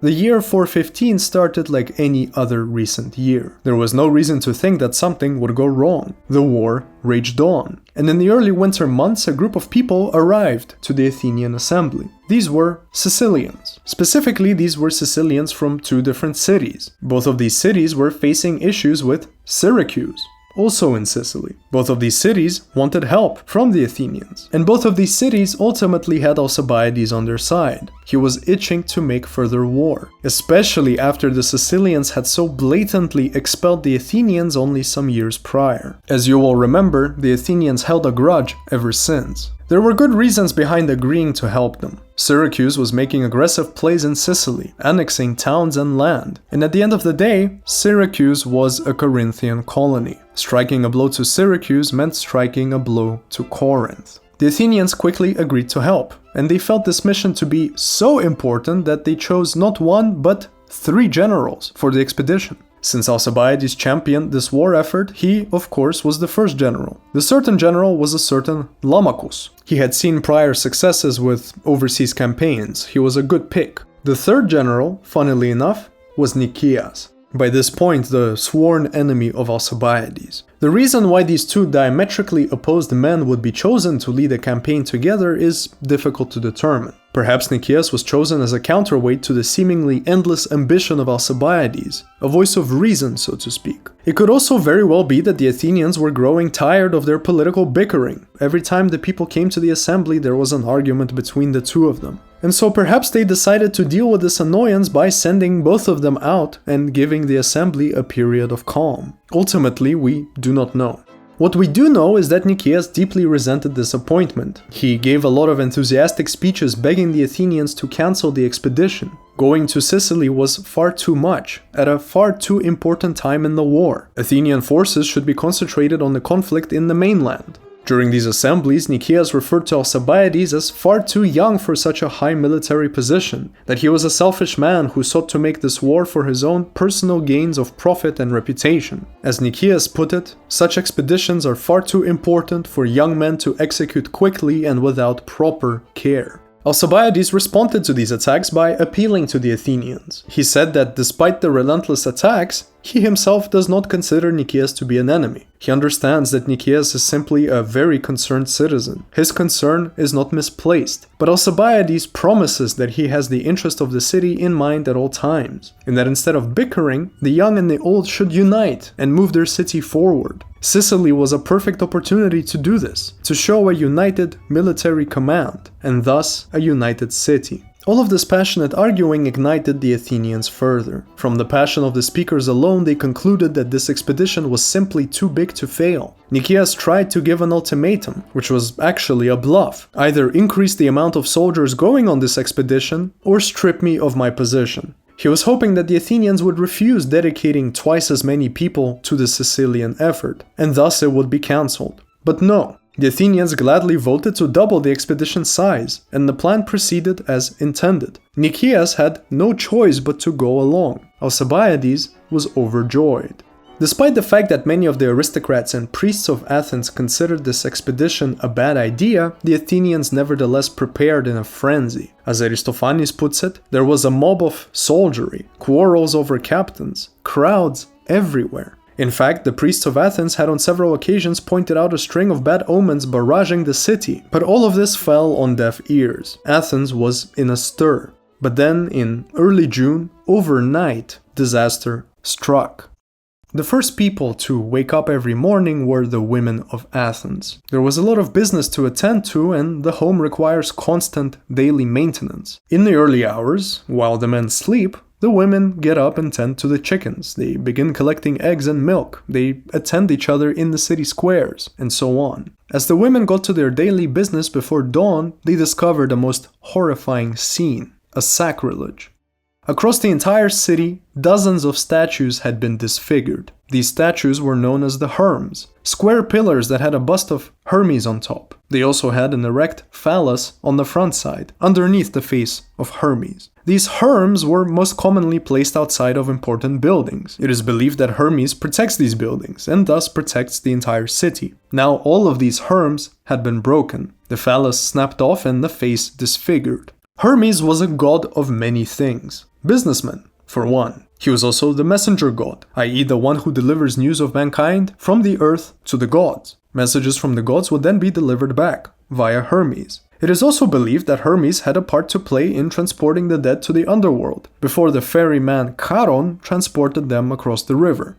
Most importantly, however, Hermes was a god of travelers. If you've ever spoken to a traveler, you will know that this is a highly religious bunch. They can't help it. Travel is terrifying, especially by sea. I have seen the most profound atheists make a small, quiet prayer before getting onto a plane. For a city whose men were about to set out on a long journey to a relatively faraway place, this mutilation of the Herms was the worst possible omen. Within a few hours of the discovery, the city was buzzing with anxiety as more and more people approached the various statues of the city to inspect the damage. The priests immediately got to work in the various temples and performed every ritual they could to appease the gods. The force field that protected the city through this chain of herms was now ripped wide open. This seemingly insignificant act of vandalism had the most profound religious significance, and as we are about to see, political significance as well. In fact, the life of Alcibiades permanently changed overnight.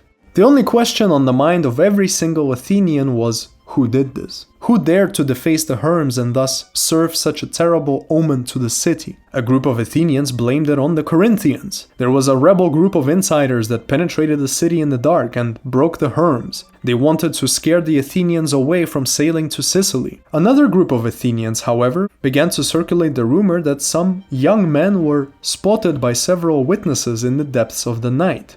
They cajoled through the city and broke every herm they came across. Within a few short days, Alcibiades was implicated as one of these young men. The rumor now stated that it was he who led this group of young men through the night, and it was him who had instructed them to break every herm they came across. It goes without saying that this rumor is nonsensical. Alcibiades was smart enough to know that doing this would jeopardize his expedition to Sicily, and thus his political career as a whole. He was arguably the last person who would want to throw Athens into disarray before such an important expedition. If we're going to assign blame, it is more probable that Nicias had something to do with it. Let us not forget that he was the one who did not want this expedition to move forward. In fact, two of his brothers would later be implicated and sentenced for their involvement in this sacrilege. Regardless, what is most interesting is that at no point did the Athenians consider postponing the Sicilian expedition. Yes, the sacrilege was a terrible omen, but they should still go. Perhaps the Athenians are far too great for such omens. And so, just a few days before the expedition was set to sail, the issue formally arrived to the Athenian assembly. The opponents of Alcibiades made their first public accusation. They stood up on the speaker's post and pointed their fingers at Alcibiades. They claimed that he was guilty of two charges. The first charge was defacing the herms.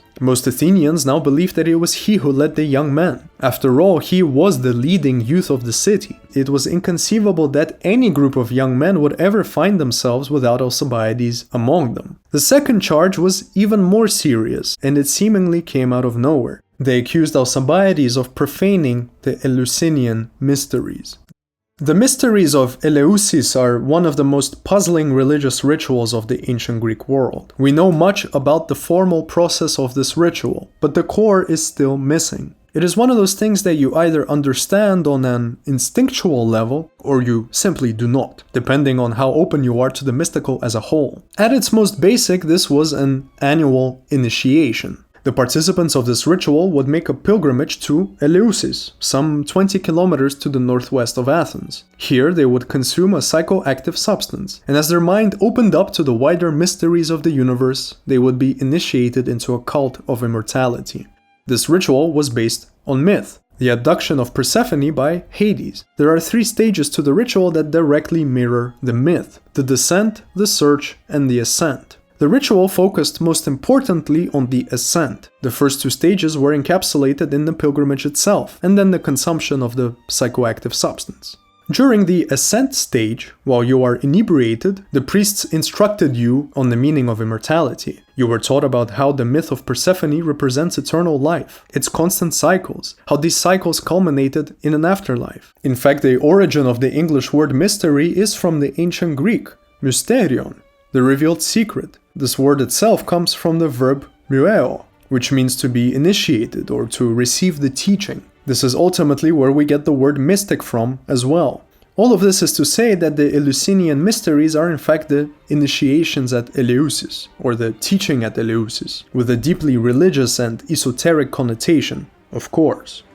Owing to its esoteric nature, the content of these mysteries was kept rather secret. It was a bit like a lodge that many people are part of, but they don't ever really discuss the details. Due to the secrecy, it was also completely forbidden to mimic any aspect of the mysteries in public or in private. This was precisely the charge that was laid against Alcibiades. He had mimicked the initiation ceremonies at a party in his house. What's even worse, they said, is that he did this in front of a slave that was not even initiated into the mysteries. This was total religious profanation. It is also a very serious accusation. If any part of it was true, this behavior was very, very distasteful. It is akin to a Catholic dressing up as the Pope at some party and making a fool of himself, as well as making fun of the Catholic tradition as a whole. This accusation was perhaps even more serious than that of defacing the Herms. The mysteries of Eleusis were among the most important religious institutions in Athens, and since this was a profoundly religious state, making fun of this institution only indicated a total disrespect of the Athenian system as a whole. What they were indirectly accusing Alcibiades of was undermining the very fabric of Athenian democracy. Alcibiades attempted to defend himself against this charge even more than the charge of defacing the Herms.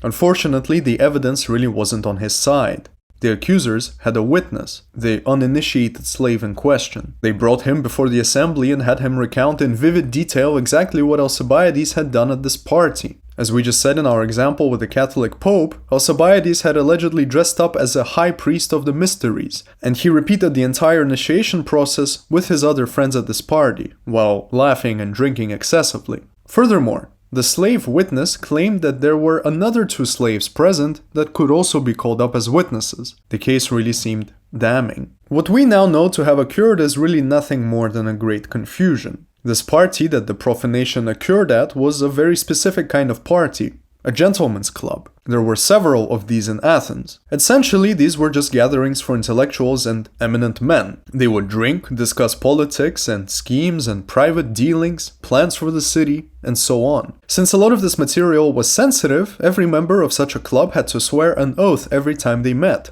An oath of silence. Everything that is discussed is to stay in the room, as they say. It just so happens that the only other prior experience most of the Athenian intellectuals had with swearing an oath was at the Eleusinian mysteries. And so, why shouldn't they just copy the format? This is most likely what the slaves saw. All of these intellectuals, not knowing any better, just mimicked the swearing of the sacred oath at the mysteries, and it was good enough for their private gentleman parties. And so now, with the Herms freshly disfigured, the opponents of such individuals had the perfect ammunition. They just needed to twist the story a tiny little bit, and that's exactly what they did. These 2 accusations were a perfect storm for the enemies of Alcibiades. They had an entire mountain of evidence to draw from and thus ruin his public image. The Greeks generally loved taking down their political opponents and took every opportunity to do so. With the Herms situation and the profanation of the mysteries, the accusers continued to pile on. Alcibiades had the makings of a tyrant, they said. He constantly spoke about how great he is. He was also spotted entertaining the Spartan hostages on several occasions. He was spending all of his money on horses and houses and such instead of improving the city. And conveniently, let us not forget the infamous Alcmaeonid curse of his ancestors, a curse that the Athenians seemed to forget about up until this point. The perfect cherry on top of all of these grievances was his famous shield. As Plutarch tells us, Alcibiades was famous for the art depicted on this shield. It was the god Eros with a thunderbolt in his hand, a very emblematic but also problematic image. Traditionally speaking, only Zeus and Athena had permission to be depicted with a thunderbolt, and so even in his daily military attire, Alcibiades was committing sacrilege. Why did he even depict this god on his shield at all? Does he perhaps think himself so great that he is a personification of a god, of Eros, the famous Alcibiades who slept with every man and woman he could, that the entirety of Greece allegedly lusted after? What if he is nothing more than a heretic with delusions of divine grandeur? Alcibiades denied every single charge vehemently. He understood very well that if this case isn't resolved immediately, it would spin out of control. And so he proposed that they postpone the expedition to Sicily, and instead they take him to court. If the people of Athens find him guilty after he makes his proper defense, they could execute him. That's how much he believed in his innocence, or at least this is how much he believed in his talent for public speaking. The accusers didn't even give a chance for the assembly to deliberate after Alcibiades spoke. They immediately got up again and said that there is no possible way to postpone the expedition. Alcibiades must go to Sicily, and they'll deal with the case later. Even though this matter was extremely important, Sicily was simply that much more. At the end of the day, war doesn't wait for legal cases. And so, just a few days later, the Athenians set out for Sicily. The people of the assembly agreed that the expedition is most important. They'll keep the matter of Alcibiades in mind for the future, but now was the time for war and victory.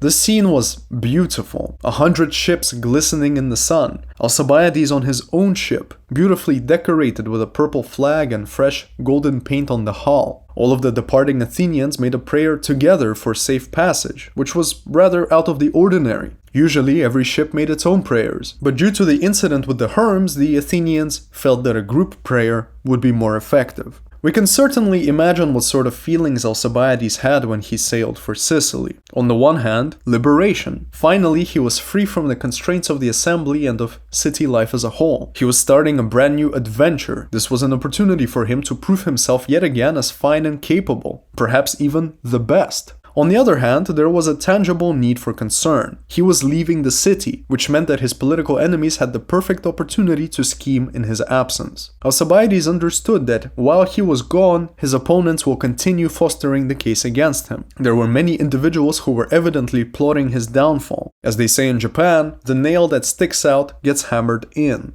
What Alcibiades certainly did not understand, as far as we are aware at least, is that he would not see Athens again for 8 years. The events that were about to unfold were unpredictable, to say the least. Nothing would ever be the same after this point. Alcibiades himself wouldn't be the same. His life was about to get very, very challenging. The Athenians safely arrived in Sicily and got to work. There was a lot of work to do here. They had to help 2 different cities against Syracuse. But not only those 2 cities, the entire region was a bit of a mess by the time that the Athenians arrived. There was much that was needed to be done in order to undo everything that occurred since the Athenians were expelled some years prior. Thus, Nicias, Lamachus and Alcibiades got to work. A little show of force where necessary. Some diplomacy elsewhere, stirring a bit of intrigue where possible, and of course always on the lookout for a place to establish outposts. Things were touch and go for a while. Some cities were refusing the Athenians. Syracuse was getting more and more aggressive the closer the Athenians got to resolving any kind of issue. And ultimately the 3 Athenian generals split up, all in pursuit of their own strategies. After some time, Alcibiades eventually managed to secure some diplomatic victories, and he also assisted in establishing a very good outpost on the eastern Sicilian beach, in Catania. From here he conducted further business and kept sailing round and round Sicily, making harbor wherever he could to further Athenian aims in the region. This base of Catania was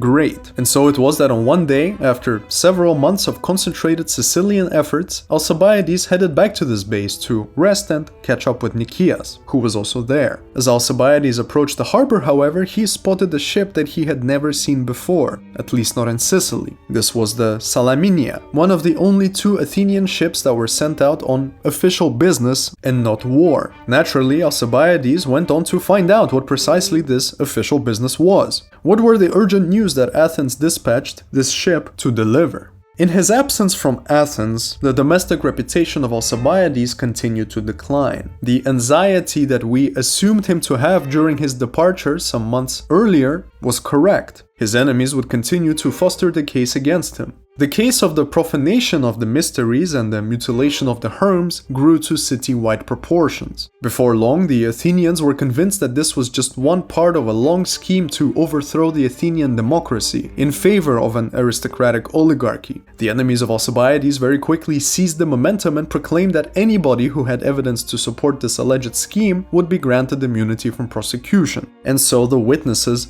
piled in. One of these witnesses, a very distant relative of Alcibiades in fact, tipped the scale entirely. He was already implicated in the mutilation of the Herms, and so in return for his immunity, he spilled the beans on the entire affair. Whether what he said was true or not, we do not know. But he did spin a tale that implicated an incredibly vast amount of people. He essentially snitched on everybody. His story was so convincing that many old friends of Alcibiades were immediately rounded up and executed on the spot. It goes without saying that his testimony also placed Alcibiades among this large group of people, all interested in overthrowing the Athenian democracy together.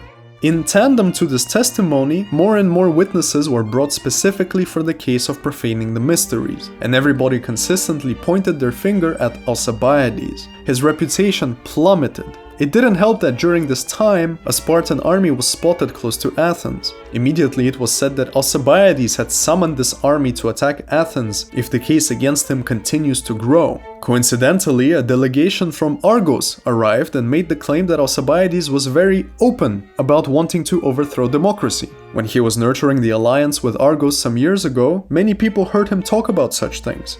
In light of all of these developments, Argos and Athens took the initiative to continue executing people. Anybody who was a friend of Alcibiades in Argos and all of the nearby lands that Alcibiades associated himself with. The panic got so high and so out of control that a separate militia was even formed that was on 24-hour alert in case the underground friends of Alcibiades finally decide to overthrow the government. It is truly insane how quickly things can spiral out of control in the fragile world of politics. And so, with all of this going on, and without Alcibiades being present to make his defense, the Athenians came to a very natural conclusion. This Alcibiades fellow cannot be in charge of the Sicilian expedition. We are charging him with two tangible crimes: the mutilation of the Herms and the profanation of the mysteries. This potential criminal and tyrant cannot be allowed to lead the Athenian army. We need to get him back to Athens immediately and deal with this in court. This is precisely what the Salaminia was tasked with. This ship was to find Alcibiades in Sicily, announce to him that he is now a fugitive, arrest him, and bring him back to Athens for his day of reckoning. One can only imagine how happy Nicias was to hear of these developments. Alcibiades was informed of the charges against him and he submitted, strangely enough. They would leave immediately. In order to keep this quiet and not jeopardize the ongoing Sicilian expedition, they will not make a scene by physically detaining Alcibiades. He was thus allowed to sail back on his own ship. All he had to do was follow the Salaminia. Alcibiades agreed completely to the terms, and so they set sail for Athens. It was decided that before they crossed the Ionian Sea, the two ships will make harbor in Thurii, on the eastern coast of Italy. This was a colony of Athens. They will spend a single night there, during which they will procure all the necessary supplies for crossing the Ionian Sea, and then they will set out in the morning. That night went exactly as planned. But when the Athenians woke up the next morning and prepared to set sail, they came to realize that Alcibiades was missing. At first they didn't think much of it. After all, he did have a reputation for partying and seducing both men and women. Surely he is just hungover in some fine person's house and will show up soon. But as the hours went by, and as the Athenians got more and more anxious, the truth began to dawn on them. Alcibiades was gone. For the following few weeks, there was no human trace of the great Alcibiades. Athens and her allies were losing their minds. The man simply vanished into thin air. In the meantime, in Sparta, things were developing in a most unprecedented fashion. A brand new and tough-looking individual had made a lasting impression on the Spartans. He seemed like any other Spartan man. He was slightly unkempt, just to the point where it looked masculine but not overly messy, and he wore nothing but a bit of leather and coarse wool. He ate in the Spartan way. He trained in the Spartan way. His name was Spartan. This new individual was, of course, Alcibiades.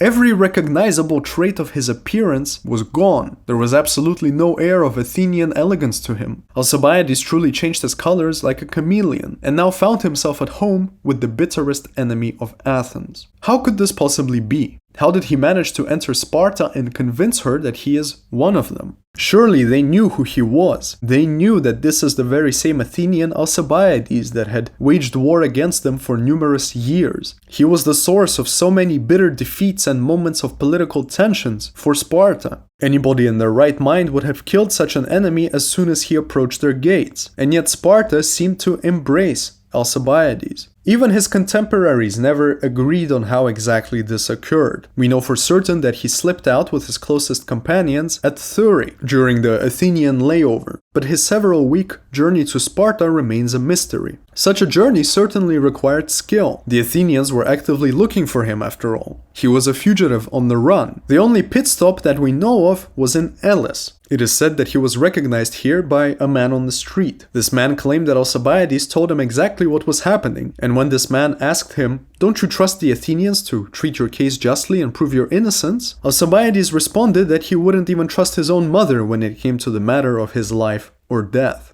It is most probably from Elis that Alcibiades sent a message to the Spartans asking for safe passage, and once he received a positive response, he quickly made his way there. We know for certain that opinions on Alcibiades were radically split among the Spartans themselves. On the one hand, he had an ancestral history with the city. As we mentioned at the start of the video, several of his ancestors were essentially foreign ambassadors for Sparta. They were Athenians representing Spartan interests in Athens, as well as the interests of private Spartan friends. In the 6th book of Homer's Iliad, this kind of ancestral relationship is enough for Glaucus and Diomedes to put down their arms and not fight each other. These kinds of relations were important for the Greeks. It probably also helped his case that Pericles had been a good family friend of King Agis, one of the 2 current kings of Sparta. The father of King Agis specifically always had a pleasant relationship with Pericles, and so Alcibiades could certainly leverage this in his favor. It is here where we must also remember those 120 prisoners of war that Alcibiades used to entertain in Athens. One of the terms of the Peace of Nicaeas was that hostages had to be returned, and as we said, Spartan warriors were extremely indispensable to the state. Even though they had surrendered, they had surely been rehabilitated and reinstated into the army by this point. It is also certain that if anybody could put in a good word for Alcibiades, it was these soldiers. Alcibiades had spent a very decent amount of time entertaining them, showing them exactly what kind of man he is, and he could now reap the benefits of this strategy.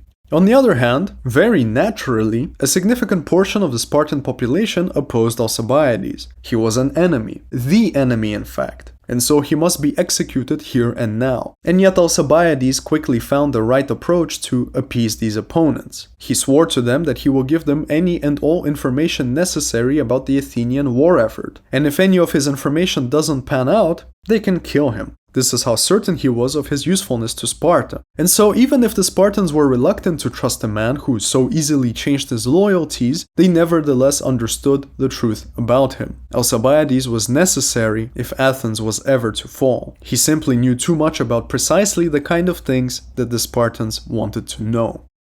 Meanwhile, the Salaminia returned to Athens without Alcibiades. The fact that he ran away was good enough proof of his guilt, and so the Athenians immediately sentenced him to death. On top of this, the priests of Athens officially cursed him. All of the assets that belonged to him were seized by the state, both from his base in Sicily and from his own estate in Athens. His personal items were auctioned off for a very large sum of money. All of his slaves, his numerous houses, his massive wardrobe of fine silks, all of his horses and all of the prizes he ever won at the numerous contests he participated in. To seal the erasure of Alcibiades from Athenian society, a plaque was put up on the Acropolis, on which Alcibiades and all of those implicated in the mutilation of the Herms were officially disgraced. They were all also sentenced to death. Whoever managed to kill any of these named individuals and bring proof would be handsomely rewarded by the Athenian state. Thus, as far as the Athenians were concerned, Alcibiades was no longer part of their city. This was a formal and harsh farewell to what was once a most eminent citizen.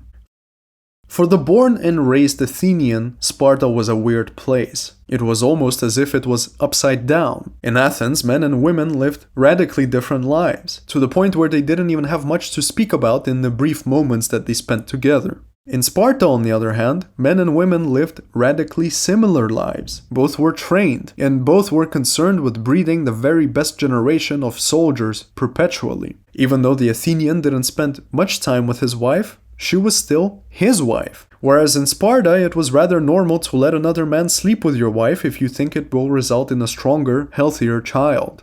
Furthermore, Athens had no king. Sparta had 2 kings. The Athenian assembly would propose new laws there and then. They would change them a million times in the process of debate, and then raise their hands to vote for this law in the end. The Spartan assembly, on the other hand, only said yes or no to propositions that came from the small committee of elders. They had no power to suggest changes, and their vote was quite literally a yelling match. If the yeas were louder than the nays, the law would pass, and vice versa. This list of differences is endless, and this is precisely the list of differences that Alcibiades used to present his case at the very first public speech he made in Sparta, perhaps the most important speech of his life.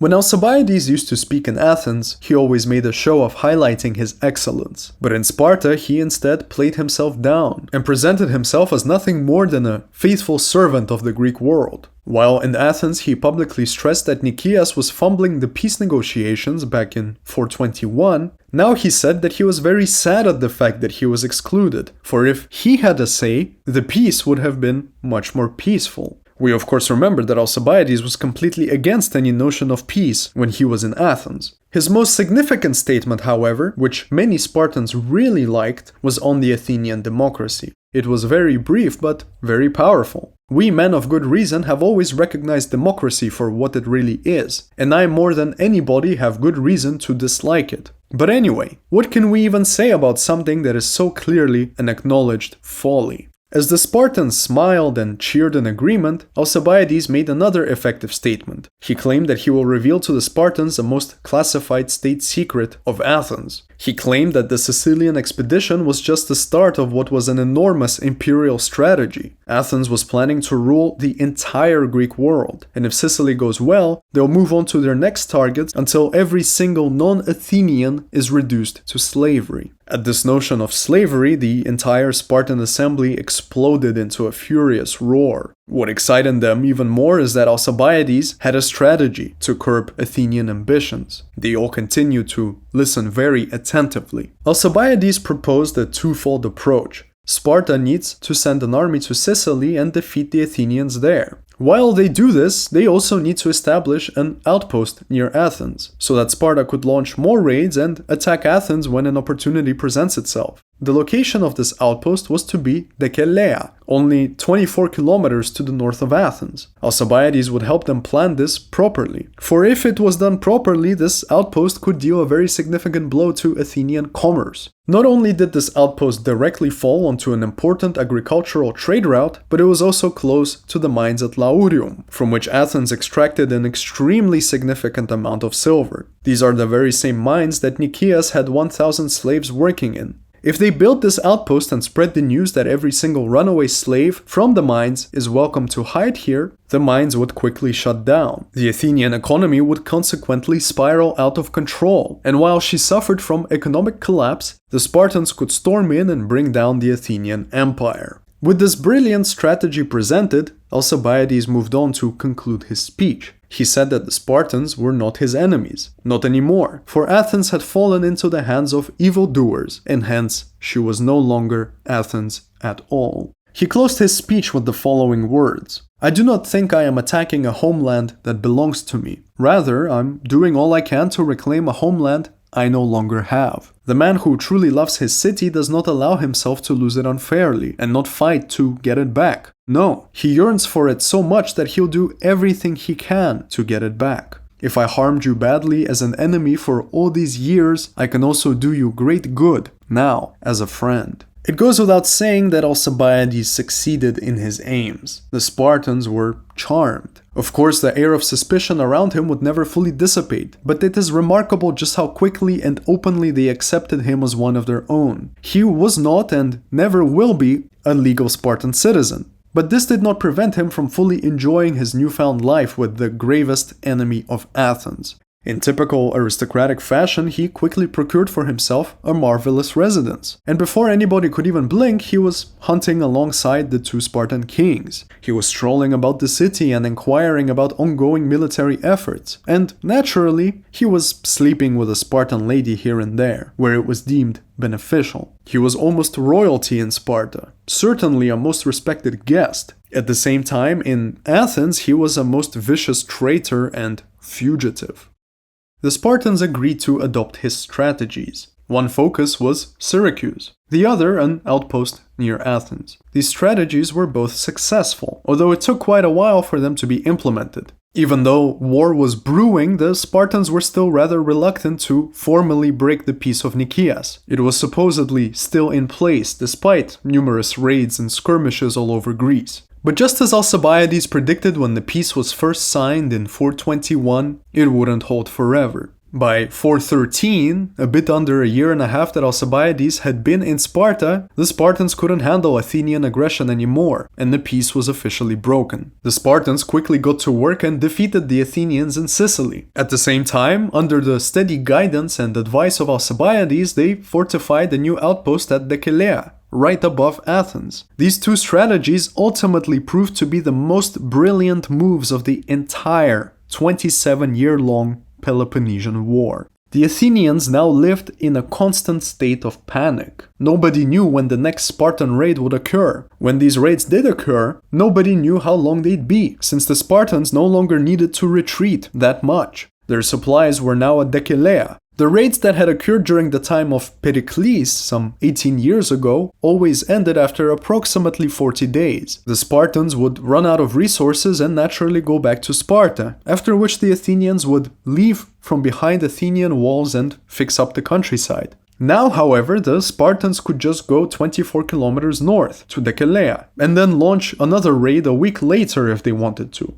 Moreover, the slaves from the mines did desert in massive droves, just as Alcibiades predicted. The total number is estimated to have been 20,000. Yes, 20,000 slaves that abandoned the Athenian mines, crippling her economy severely. The economy was not the only negative either. In Sicily, Athens was utterly defeated. In fact, the defeat was so bad that she lost all of her generals there, i.e. the two that stayed behind after Alcibiades ran away. Lamachus fell in battle, whereas Nicias was eventually captured and executed by the people of Syracuse after they slaughtered the rest of the Athenian force. This was all done with help from the Spartans, which was only offered to them due to Alcibiades in the first place. Thus, Alcibiades was totally triumphant, and after 2 years of Spartan life, this major triumph gave him just enough fuel in his heart to increase his enthusiasm. After all, he was the great Alcibiades, the restless Alcibiades. He proved himself yet again as a military mastermind. The ceiling that crashed down on him some 2 years earlier when all of Athens began to accuse him of terrible things was now finally rising again. And so, as this enthusiasm grew, a brand new opportunity caught the ever-shining eye of Alcibiades.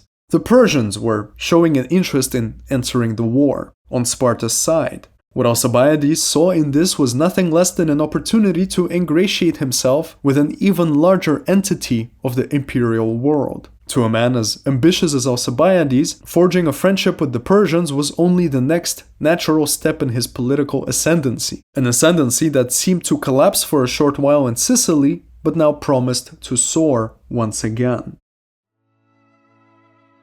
Despite the defeat of their two major expeditions against Greece, the Persians had continued to maintain a strong interest in Greek affairs for over 60 years. The assassination of King Xerxes in 465 had ushered in a new and far more nuanced reign, the reign of Artaxerxes I, whose principal strategy was to buy time and see what can be taken advantage of through a stream of diplomats rushing back and forth between Persia and Greece. The Persian goal was very simple here. They wanted to repossess the Greek cities on their western border, while at the same time neutralizing mainland Greece as a whole, preventing any kind of unity. When it came to the Greeks, however, the motivations of this relationship were even simpler. They wanted wealthy backing, i.e. financial support for their multiple campaigns against each other. By 426, when Alcibiades was most likely building the foundations of his public career in the Athenian courts, both Athens and Sparta were already working hard to seduce the great king. The only reason for minimal direct involvement from the Persians at this point was the unfortunate death of King Artaxerxes. The empire was thrown into turmoil for some time as various forces fought for control internally. And even when Darius II eventually managed to ascend to the throne, there was too much to be done. He had no time for Greece. This only began to change in late 413. The eye of Darius was now on Sparta. His reason for choosing Sparta as the potential recipient of financial benefits was, in fact, the fault of Athens. The Athenians had sponsored one of his Persian opponents, a young rebel by the name of Amorges. When Darius heard of the Sicilian disaster and how the Athenians were slaughtered there, he saw the perfect window of opportunity. Athens was weak, meaning their support for Amorges was probably dwindling. This was the ideal moment to get rid of him and end his rebellion. Since Athens was involved in financing this rebellion, what better way to deal with the situation than enlist the help of her most bitter enemy, Sparta? This is precisely how the Persians got involved with Spartan affairs, and thus how they came to meet Alcibiades.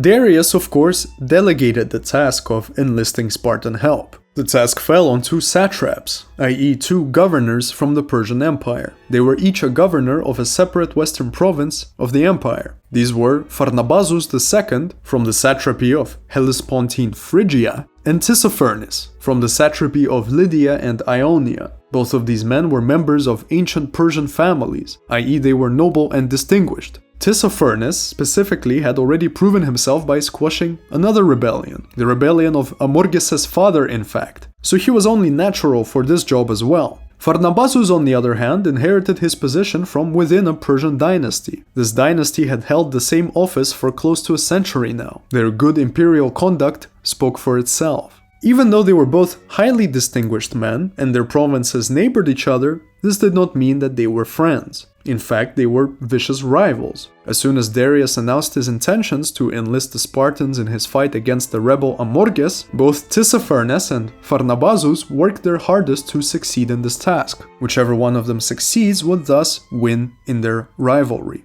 And so, both of their envoys had made it to Sparta. They were happily received among the many countless Greek envoys that all sought to hurt Athens after her recent defeat in Sicily. Rather quickly, among all of the envoys present, two distinct strategies were brought forward. Sparta had to choose between them. The strategy that the camp of Tissaphernes advocated was to sail all throughout the eastern Aegean, along the western coast of Persia, and foment rebellion. It was rather simple. The Spartans arrive at an island, tell them that it is the perfect time to break away from the declining Athenian empire, slaughter them if they don't, and then rinse and repeat. The other strategy, advocated by the camp of Pharnabazus, was to instead sail north to the Hellespont and establish a blockade. This area was important for Athens, for this is where all of her grain came from every summer, on massive ships from Crimea and the Black Sea. Thus, to control these waters was essentially to starve Athens. Starvation is of course always effective when it comes to war.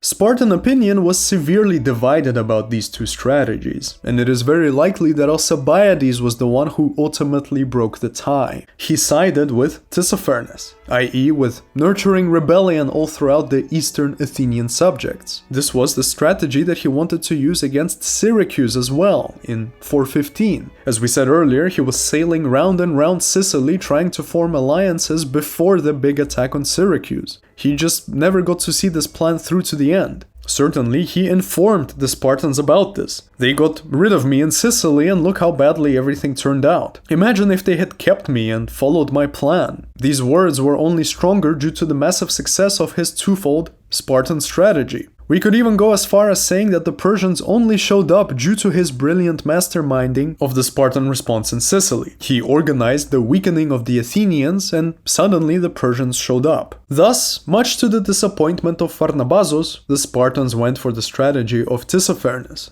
To ensure that the strategy works, they ultimately decided that Alcibiades was to participate directly. He would now join the fleet, as a hired mercenary general, essentially. He claimed to have a lot of friends over there in the east. After all, he did sail all throughout it when he was a younger man, on two occasions. Once when he did his compulsory military training, and another time when he was on the tribute commission. He really was the best face for the operation. Now, before we move on to this new theater of action, there is something that we need to address. Specifically, we need to address a very popular rumor about Alcibiades, one that we ultimately cannot know the truth behind.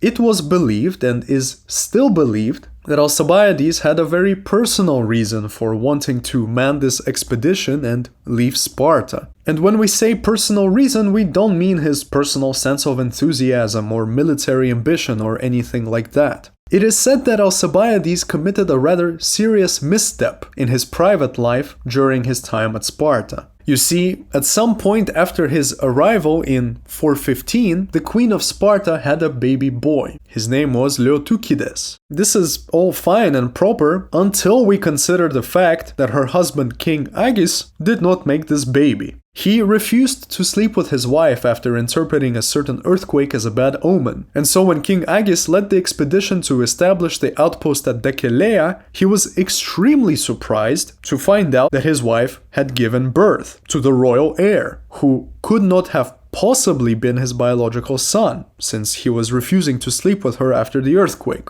Even though the Spartans did have a tradition of sharing their wives, there had to be explicit consent from the husband, and so King Agis immediately understood that somebody had slept with his wife without asking him. He was cuckolded, and shortly before the Spartans sailed east, King Agis came to know that he was cuckolded by none other than Alcibiades. On more than one moonlit Spartan night, Alcibiades was seen in the company of his wife, strolling secretly around the ancient alleyways of Sparta with the queen's hand in his own hand. This piece of news didn't travel fast enough for Alcibiades to get in trouble just yet, but it is generally believed that he was aware of King Agis finding out. And thus it was perhaps the most perfect time to get out of Sparta, while King Agis was still at Decelea. For when King Agis comes back, Alcibiades would be in a whole lot of trouble. But while King Agis was still at Decelea, he couldn't do a proper investigation and confirm that it was indeed Alcibiades who was guilty here. This is widely believed to be the reason for why Alcibiades made a very great effort in convincing the Spartans to let him take control of the Eastern mission. It was a mixture of personal ambition and getting the hell out after having let Eros get the best of him.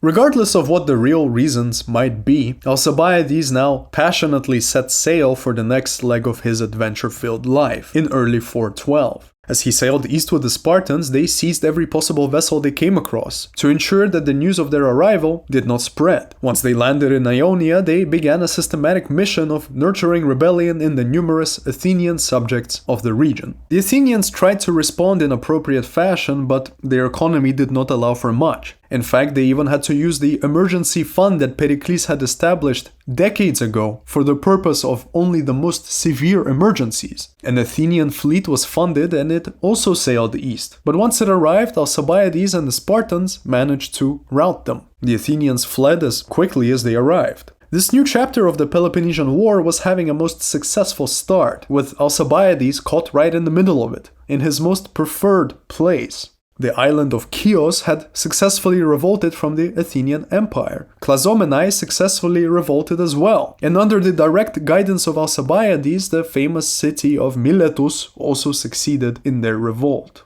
For the Persians, and Tissaphernes specifically, this was an immense triumph, for they had managed to negotiate a rather significant clause in the sponsorship contract with Sparta. It read as follows: all the lands that the great Persian king now holds, and all the lands that his ancestors ever held, would now be in his full possession yet again. This is a small but extremely significant clause, for it essentially states that all these subjects revolting from Athens were now immediately Persian. Yes, the Spartans were occupying them, but at some point in time these lands did belong to Persia, and so now that the Persians were sponsoring Sparta, all of these new acquisitions technically went immediately to Persia. It is difficult to determine whether the Spartans understood this clause when they agreed to it. Perhaps it was far too muddled when first presented. But nevertheless, Tissaphernes could now humbly brag to the great king Darius that he had secured all of these new Ionian lands for him. And anyway, as the Persians saw it, these lands were always theirs. It's just that Athens had been illegally occupying them for quite some time. There was a grand celebration in Miletus of all their recent military successes, and it is believed that here, at the celebration, Tissaphernes and Alcibiades really got to know each other. Tissaphernes seemed to quite like what he saw in Alcibiades. It is important to consider that for the past 2 years, a bit more than that even, Alcibiades had adopted the Spartan way of life. This was a rigorous life of deprivation. But Ionia was not Sparta. Miletus was not Sparta. Last time Alcibiades came here, he arrived as a most exquisite Athenian aristocrat, bathed and draped in silk, clean-shaven and well-kept. And so now, again, after several years, he finally had the opportunity to don this classic Athenian appearance, to return to his aristocratic roots and shed the Spartan hardcore appearance. He had many friends in Miletus and in Ionia as a whole, and so they helped him get comfortable. At the celebration of their recent triumphs, Alcibiades appeared again as Greece used to know him, handsome, groomed, and covered in beautiful local wealth. Comparing to all of the Spartans and Corinthians and other low-key peoples of the Greek world that Tissaphernes dealt with recently, Alcibiades certainly must have captivated him. At the end of the day, a lavish and handsome way of life was much closer to the Persian ways than anything else that was available in most recent years. As they celebrated and got to know each other, fate couldn't help but make herself known yet again. First of all, fresh Athenian fleets arrived, and they were much better equipped. They began to systematically undo the damage that Alcibiades and the Spartans had done all throughout the region. In theory, Alcibiades could have managed this just fine, but he never got a chance to. Just as the Athenians arrived, fresh news came from Sparta. They are restructuring the military command, and then they're abandoning their current strategy. In the absence of Alcibiades, King Agis managed to assert himself with the Spartans, and he now wished for them to pursue the other strategy, the one that Pharnabazus suggested, i.e. the blockade of the Hellespont. There was also a new admiral who was to replace the current chain of command, Astyochus. As these news were being digested by Alcibiades and the Spartans, Athens continued to undo all of their damage. Furthermore, more and more ships were coming in, from both Sparta and Athens, and the entire region was being thrown more and more into confusion. There was a lot of back and forth, a lot of it that is interesting but ultimately derails us from the narrative too much. Suffice it to say that Alcibiades did the best he could, and he did indeed maneuver several successful gambits against the Athenians. In fact, he even went on a little side business when the seas brought him to Iassos. This is where the Persian rebel Amorges was hiding out for quite some time now. It is said that Alcibiades took down the flags of his ship and sailed into the port, knowing very well that Amorges was there. Seeing no flag and assuming that this was an Athenian ship, the Persian rebels welcomed them in. Alcibiades then revealed the truth, that he was here on behalf of Sparta, and thus on behalf of Persia. He and his men immediately defeated the rebels there and arrested Amorges. Alcibiades took Amorges back to Tissaphernes, and together they set out to deliver Amorges before the Persian king. It just so happened that during this time, when they were planning a quick trip to the Persian court with the hostage, Alcibiades received a fresh set of news that once again sent his life into total disarray. The Spartan king Agis had sentenced him to death. By this point in the life of Alcibiades, a certain pattern seems to emerge. When he is present, everybody is dazzled by him. His talent for speech and his handsome appearance carries him to astronomical heights very quickly. Yet, as soon as Alcibiades is gone, this magic seems to dissipate. Perhaps Alcibiades is most akin to a spectacular night of drinking. With your friends you have an immense time, a grand evening of laughing and enjoying yourself, feeling like the world belongs to you, that you and your friends can achieve anything. But then the night ends and you sleep it off, and you wake up the next day and begin to remember the things you said, the affection you showed to those who perhaps don't deserve it, how all of this was fueled by alcohol, and you begin to feel ashamed. You try as much as possible to distance yourself from this embarrassing night of excessive jubilance, in an effort to forget. It seems that Alcibiades had the very same effect wherever he went. The main instigator of this death sentence was of course King Agis. If we are to believe the earlier cuckolding story, this already was a good enough reason. It also does not help that the Spartans were a proud people. Yes, Alcibiades was extremely successful and beneficial to Sparta, but this success on behalf of a foreigner certainly offended many people, and once again, King Agis especially. His own military record was poor, and then all of a sudden Alcibiades swept in and essentially stated the following: I am an Athenian, a foreigner, and yet I lead better than your king. I also may have cuckolded your king. You won't do anything about it because ultimately you need me. But as much as he may have needed him, King Agis couldn't take this any longer. Thus, the new Spartan admiral Antiochus had orders to arrest and execute Alcibiades on sight. Alcibiades in the meantime was already making his journey far away with Tissaphernes. Perhaps now, out of necessity and out of personal desire, he could become a Persian. In some aspects, Alcibiades made for a perfect Persian. He was spiritually Persian, so to speak. He dressed extremely well when he was back in Athens. This is attested to by the long list of personal belongings that were auctioned off after Athens sentenced him to death. The Persians had a knack for adding gold foil to their fabrics, for taking care of their great hair before they tied it up in a bun, oiling it. And it is likely that Alcibiades did all of this, and probably even wore the one unacceptable item for the Greeks: pants. In Greece, pants were considered effeminate. Furthermore, Alcibiades loved a good feast. Persian feasts were even bigger. There were beautiful carpets everywhere, gigantic tents that served as palaces inside which Tissaphernes and Alcibiades surely sat side by side, on exquisitely handcrafted chairs of gold. Their concubines would play on the harp and sing, and all of this was only made better by a certain Persian tradition, showering your guests with gifts. The bigger your position was, the bigger the gift that you were expected to bestow on the guest of honor, i.e. it was on Tissaphernes to give great gifts to Alcibiades. Keeping all of this in mind, it is difficult to imagine how this time could have been anything short of lavish for Alcibiades. He made a great friend in the Persian Tissaphernes that finally matched his tastes for the exquisite.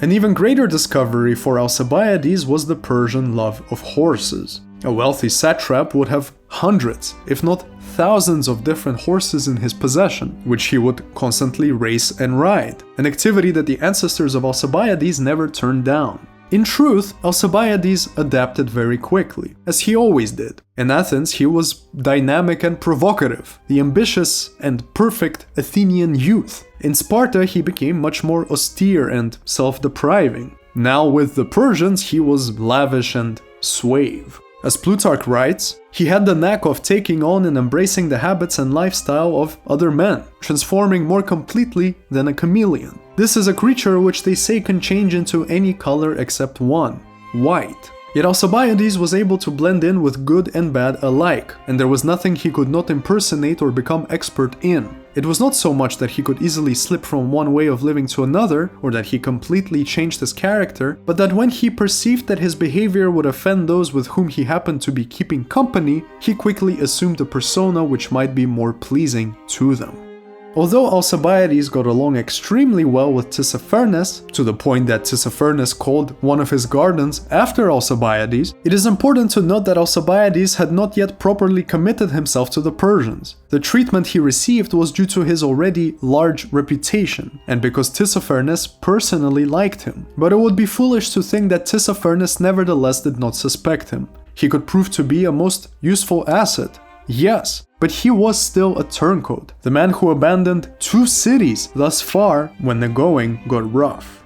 Back in Greece in the meantime, the war did not stop. By 411, the theater of war was quite a mess indeed, with a lot of back and forth gains and losses. Sparta was smart enough to realize by this point that her terms with the Persians were far too compromising. The clause we mentioned earlier would essentially give the entirety of Ionia over to the Persians, and so Sparta insisted that these terms be changed. Tissaphernes was infuriated, realizing yet again that at the end of the day, the Greeks could not be trusted to keep their word on anything. This is where Alcibiades masterfully stepped in. It was in the best interest of Alcibiades to have the war go on for as long as possible. After all, he now had 2 death sentences against him from the 2 most significant powers, Athens and Sparta. If any one of these powers begins to achieve victory, they could easily come to dominate the entirety of Greece. A united Greece would have a much easier time searching for Alcibiades in order to execute him. But for as long as the multitude of Greek states were busy fighting each other, Alcibiades could most probably remain safe with his newfound Persian friend.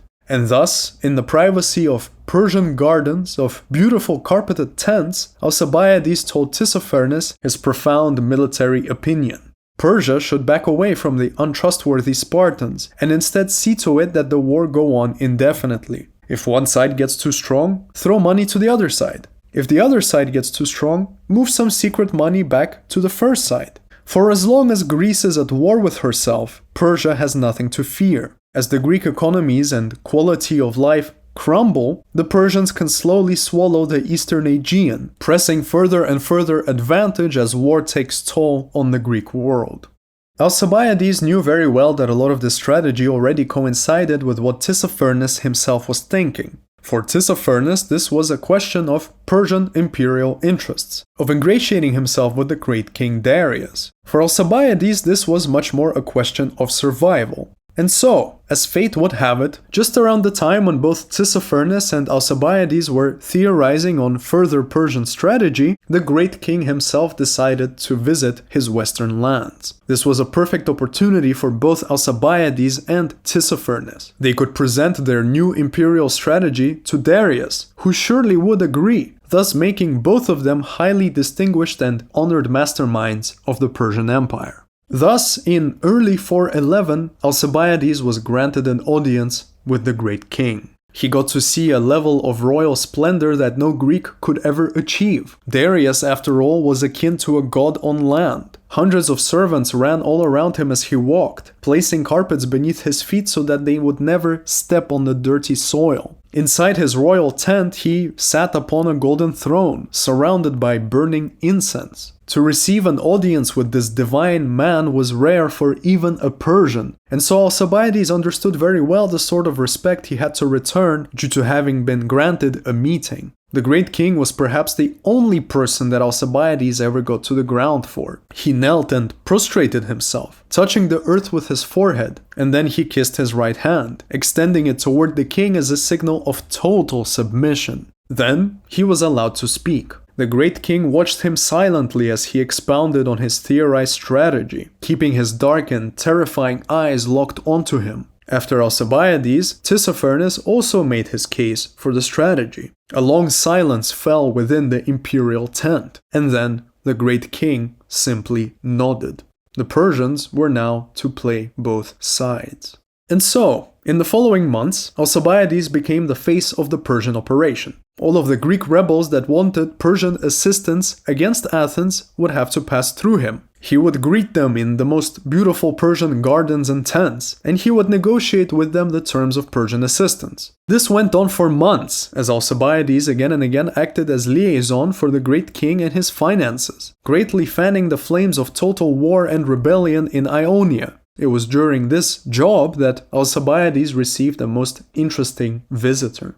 An envoy from Samos came to his tent and announced that he is here on behalf of not only Samos, but also the Athenians. Athens gave him permission to see Alcibiades because they needed Persian money. The outpost at Decelea, the loss of the silver mines, the constant back and forth in Ionia, Athens was hemorrhaging and needed financial backing as soon as possible. It was so severe, in fact, that they were willing to make a deal. If Alcibiades promises to secure them Persian backing, the Athenian generals at Samos would be willing to vouch for him back home. Yes, they would make the strongest case possible in his favor so that he can be forgiven and reinstated as an Athenian citizen. All he had to do was deliver on his promise, i.e. on Persian money. Although you would think that Alcibiades was left speechless at such an unexpected suggestion, it is now generally believed that he himself had laid the grounds for this. Some months earlier, just when he was accepting the post of Persian liaison, he also wrote a letter to the people of Samos, which allegedly stated that he would be happy to help them if they can deliver on a certain promise. This promise was simple. The Athenian generals must put all of their heads together and figure out how to suspend the democracy at home. Then they are to help in establishing an oligarchy. This was the only scenario under which Alcibiades would agree to help the Athenians at Samos, for he could not risk helping the very same democracy that condemned him. What's to say that they won't trick him? What's to say that they won't convince the assembly that he should die anyway, after he gives them Persian money? Such were the terms of his offer, and when the envoy from Samos came to visit him, Alcibiades only doubled down.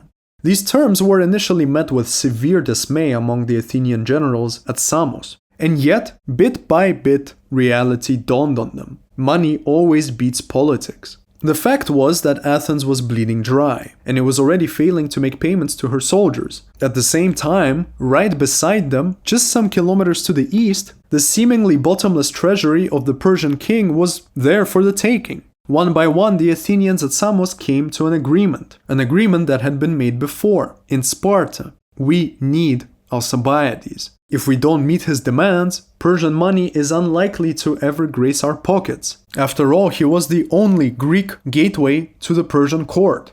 And so, a small fleet set out for Athens, intending to do what no one could have imagined in their wildest dreams only a few months earlier, to engineer the repatriation of Alcibiades.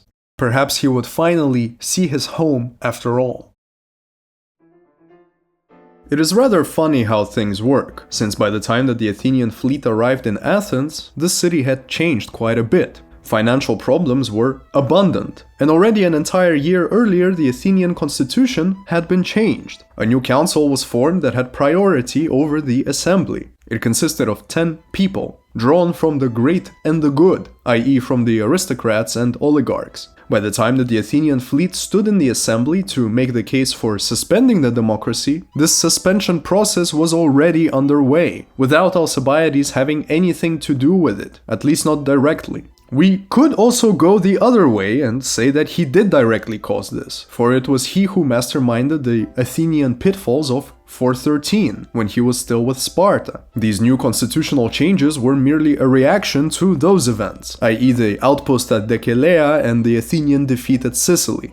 Regardless, the case for an oligarchy fell on very ready ears. Let us not forget that a majority of the soldiers that Athens used to man her ships came from the poorer classes, and so most of them were absent to object to the suspension of democracy. The people who stayed behind were precisely those who would benefit from such a change the most. The argument that was much more difficult to justify with the Athenian assembly was the recall of Alcibiades. But ultimately, the Athenians understood that they had no other choice. They needed Persian money, and Alcibiades was their only real domestic link to it. After many long hours of furious debate and discussion, the Athenian opposition acquiesced. The democracy was suspended, and Alcibiades was now forgiven. However, he still wasn't recalled. He first needed to deliver on his own promises and secure the Persian money for Athens. Then they'll see what happens. Immediately, the Athenian fleet returned to Samos with good news and organized a meeting between themselves and Tissaphernes. The translator and liaison for this meeting would of course be Alcibiades. At the meeting, Alcibiades laid out the Persian case. The Athenians must surrender the whole of Ionia. The Athenians agreed to this, despite how insane the implications of this were. A major chunk of her empire would simply be gone, but in the short term it seemed to be worth it. A second meeting was immediately scheduled afterwards, at which both sides, Persia and Athens, clarified many points of their agreement. This was then followed by a third and final meeting where the treaty was to be officially signed. Athens gets Persian money, Persia gets Ionia. As it often happens though, everything fell apart at precisely the final meeting. Right as the two sides were ready to seal the deal, Tissaphernes decided to sneak in one final clause at the very last second. Ionia was not enough. The Persian king is to consider the entire Aegean Sea as his own. He is to have free access to sailing all throughout it. This was intended as a guarantee of Persia's western safety. It was at this point that the Athenians understood the gravity of the deal they were about to make. They were not only giving up Ionia, but the entirety of the Aegean Sea, which means that in practice the Persian border would now be right at the mainland, instead of being far away in the eastern Aegean. Immediately the room exploded in arguments, and the Athenians stormed out shortly after. Any and all possible negotiations were cancelled for the foreseeable future, and just like that, Alcibiades watched his one chance to go home slip right through his fingers. Persia was not to blame here. Their strategy had not changed whatsoever from back when they pitched the same terms to the Spartans. They didn't care who won in the Peloponnesian War. All they really cared to do was to probe each side again and again until the weaker one submits to hand over the Aegean Sea in return for money. Hence, Tissaphernes sat very calmly, knowing that one of the two sides will eventually come back. One way or another, the Aegean will eventually be Persian. For Alcibiades, however, this failure was perhaps the worst of his entire political career. Indeed, as soon as Athens learned that Alcibiades didn't manage to deliver on his promise, they cancelled his recall and focused instead on fostering a strong oligarchy without him. The chance of him being recalled was even lower than it had ever been before. As far as Athens was concerned, due to his diplomatic failure to secure Persian money, she most probably wouldn't ever need him again. He wasn't reliable at all. Which is why the events that followed are particularly bizarre, for in the end the Athenians did want him back. But it wasn't the Athenians of Athens, it was the Athenians at Samos.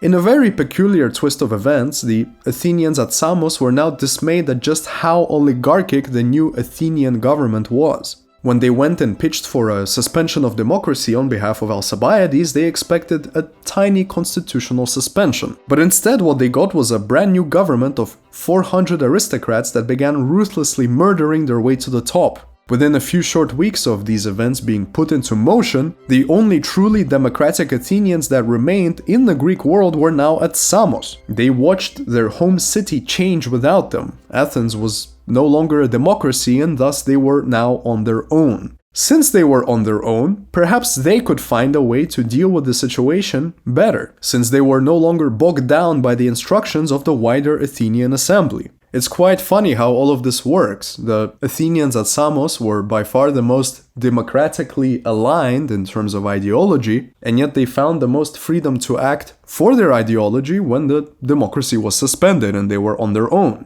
Since they were on their own, perhaps they could also try again with the Persian king. They would now be looking for his support not only against Sparta, but also against the freshly oligarchic Athens. Finally, since they were on their own, perhaps it lay on them to make the final decision in regards to Alcibiades. The oligarchic Athens isn't the real Athens anymore. These Athenians at Samos were like a government in exile. And so, even though Alcibiades himself demanded that they establish this oligarchy back home, the Athenians in Samos now decided that it was time to recall Alcibiades. Perhaps if he was fully forgiven, he would act more sincerely and finally help them out, properly, with the Persian king. As all of this was happening, Tissaphernes signed a fresh treaty with Sparta, deciding that his money is better spent there for the time being. This treaty basically rendered Alcibiades useless, since the Spartans categorically refused to deal with him.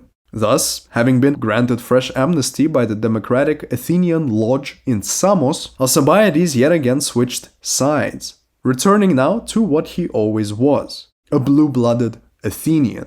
Even though this return was certainly great, it nevertheless marked the most bleak time of his entire life. The only real friends he had now were a small Athenian army in Samos, this democratic government in exile. Nevertheless, luck was always on his side. In a storm of fascinating events, far too many for us to dedicate time to, everything changed course yet again, and Alcibiades found himself optimistic. The Athenian oligarchy essentially devoured itself. It fell as quickly as it came to be. The only thing that Alcibiades really did was convince the people of Samos to leave it alone, to just wait out the oligarchy as they tried to grow their own army in Ionia, a democratic army. Thucydides refers to this suggestion as one of the most brilliant statements of the entire war, and that no other man except Alcibiades could have convinced the Athenians at Samos to simply stay put. As far as they saw it, they needed to attack the Athenian oligarchy immediately in order to restore the democracy and finish this small episode of government in exile.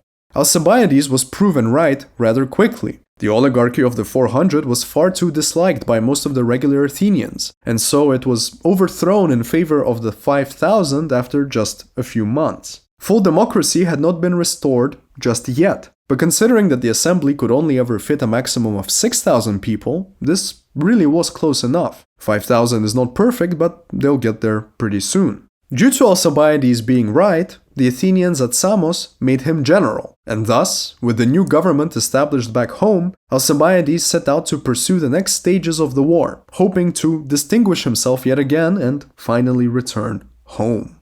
By this time, in late 411, Sparta was going full speed with the strategy of Pharnabazus. They were sweeping through the Hellespont in order to establish a blockade. If this blockade succeeded, the next summer Athens would find herself without any grain. This would guarantee Spartan victory almost immediately. Therefore, Alcibiades and the rest of the Athenian fleet urgently sailed north to fight for this most crucial region.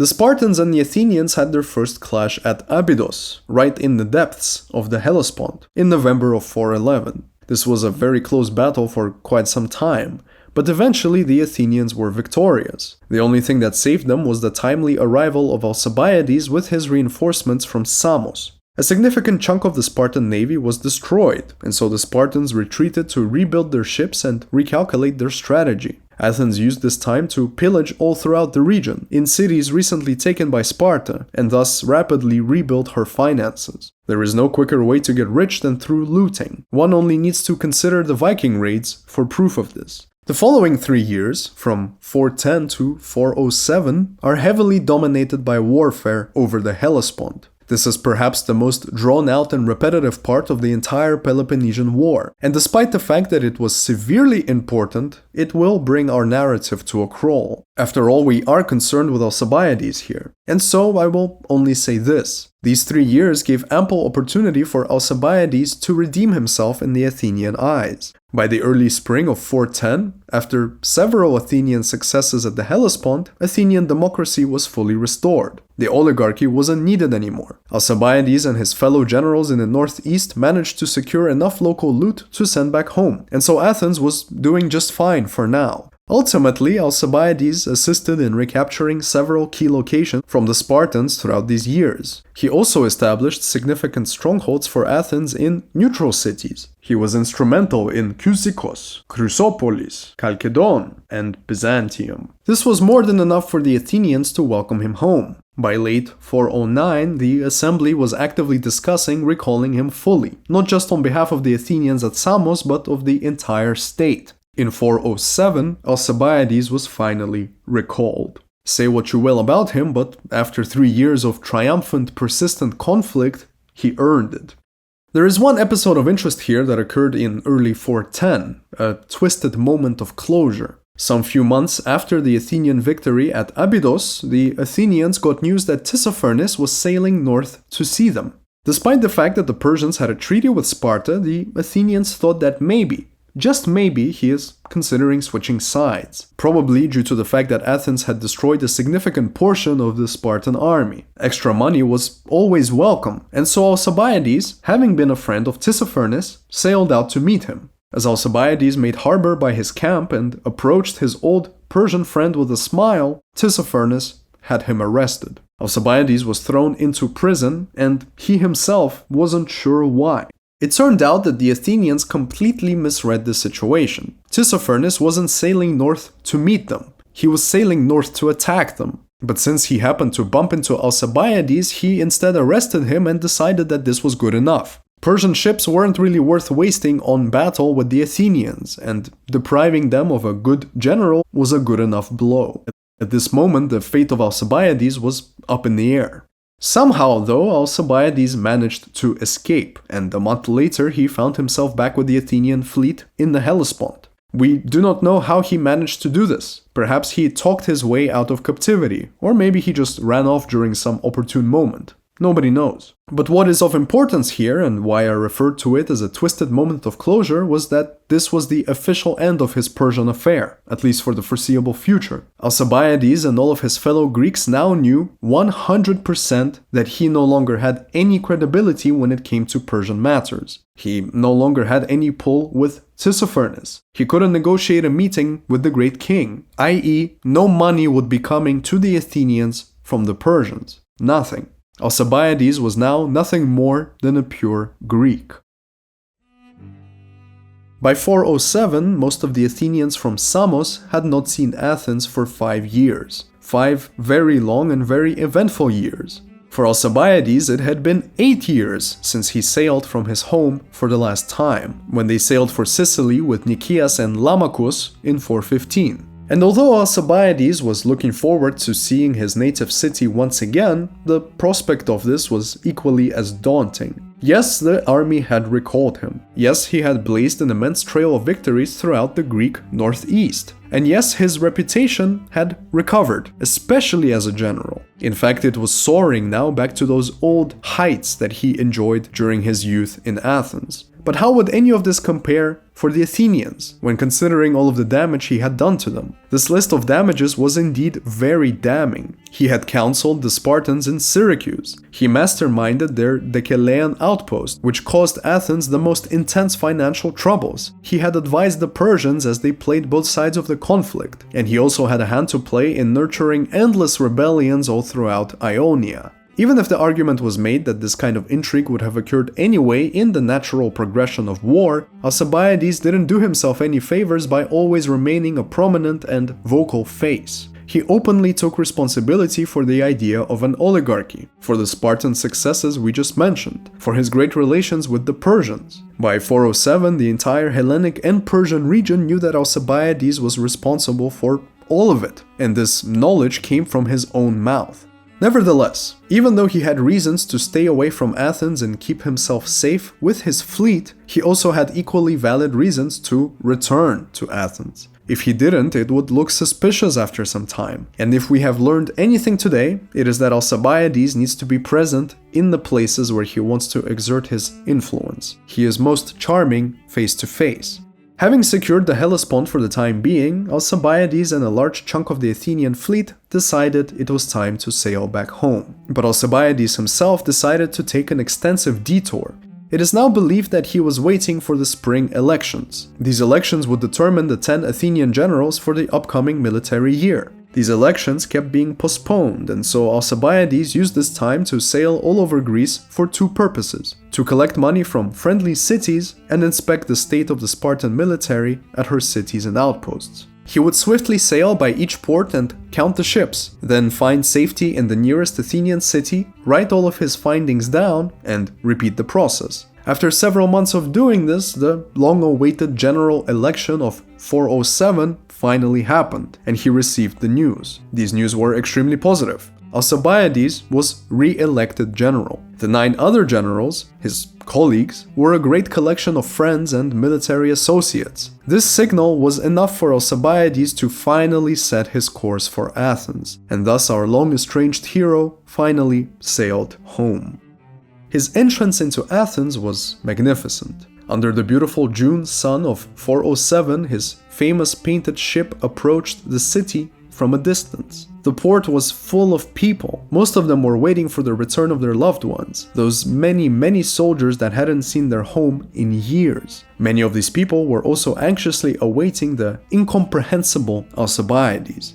The sound of Athenian cheering was deafening as the Athenian ships pulled into port. As Alcibiades stepped out onto the nose of his ship, the cheering and roaring got even louder. Many Athenians began shouting his name and telling him to come off the ship so that they can welcome him home and thank him for the recent reversal of Athenian military luck. But Alcibiades wouldn't budge. He understood the importance of this moment and remained motionless, with his face turned upward toward the sky. He was letting the Athenians see him in all of his aged yet handsome glory. The crowd roared uncontrollably, and he finally turned his head down and began to scan the people in the port. He made eye contact with many of them as they jumped and waved. After a while, he finally decided to step off his ship. The Athenians clustered around him and followed him as he walked through the port. Alcibiades greeted those he recognized, but otherwise he simply kept walking. This massive crowd of admirers followed him all the way to the city center as he walked 8 kilometers on foot.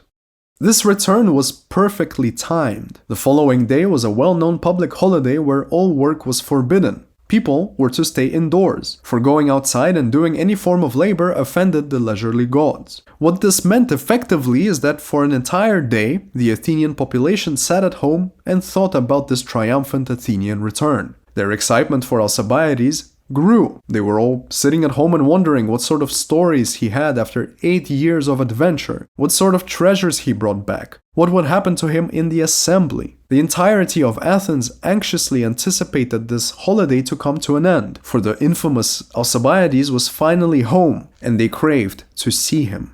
His first public speech was a spectacle. He stood before the Athenian assembly and fought back tears as he recounted all of his recent sufferings. He went on to list every victory that the Athenians had achieved since the year 411, after his return as general to the Athenians of Samos. Now that he was back, Even more victories awaited them, with a very large final one looming: the total defeat of Sparta.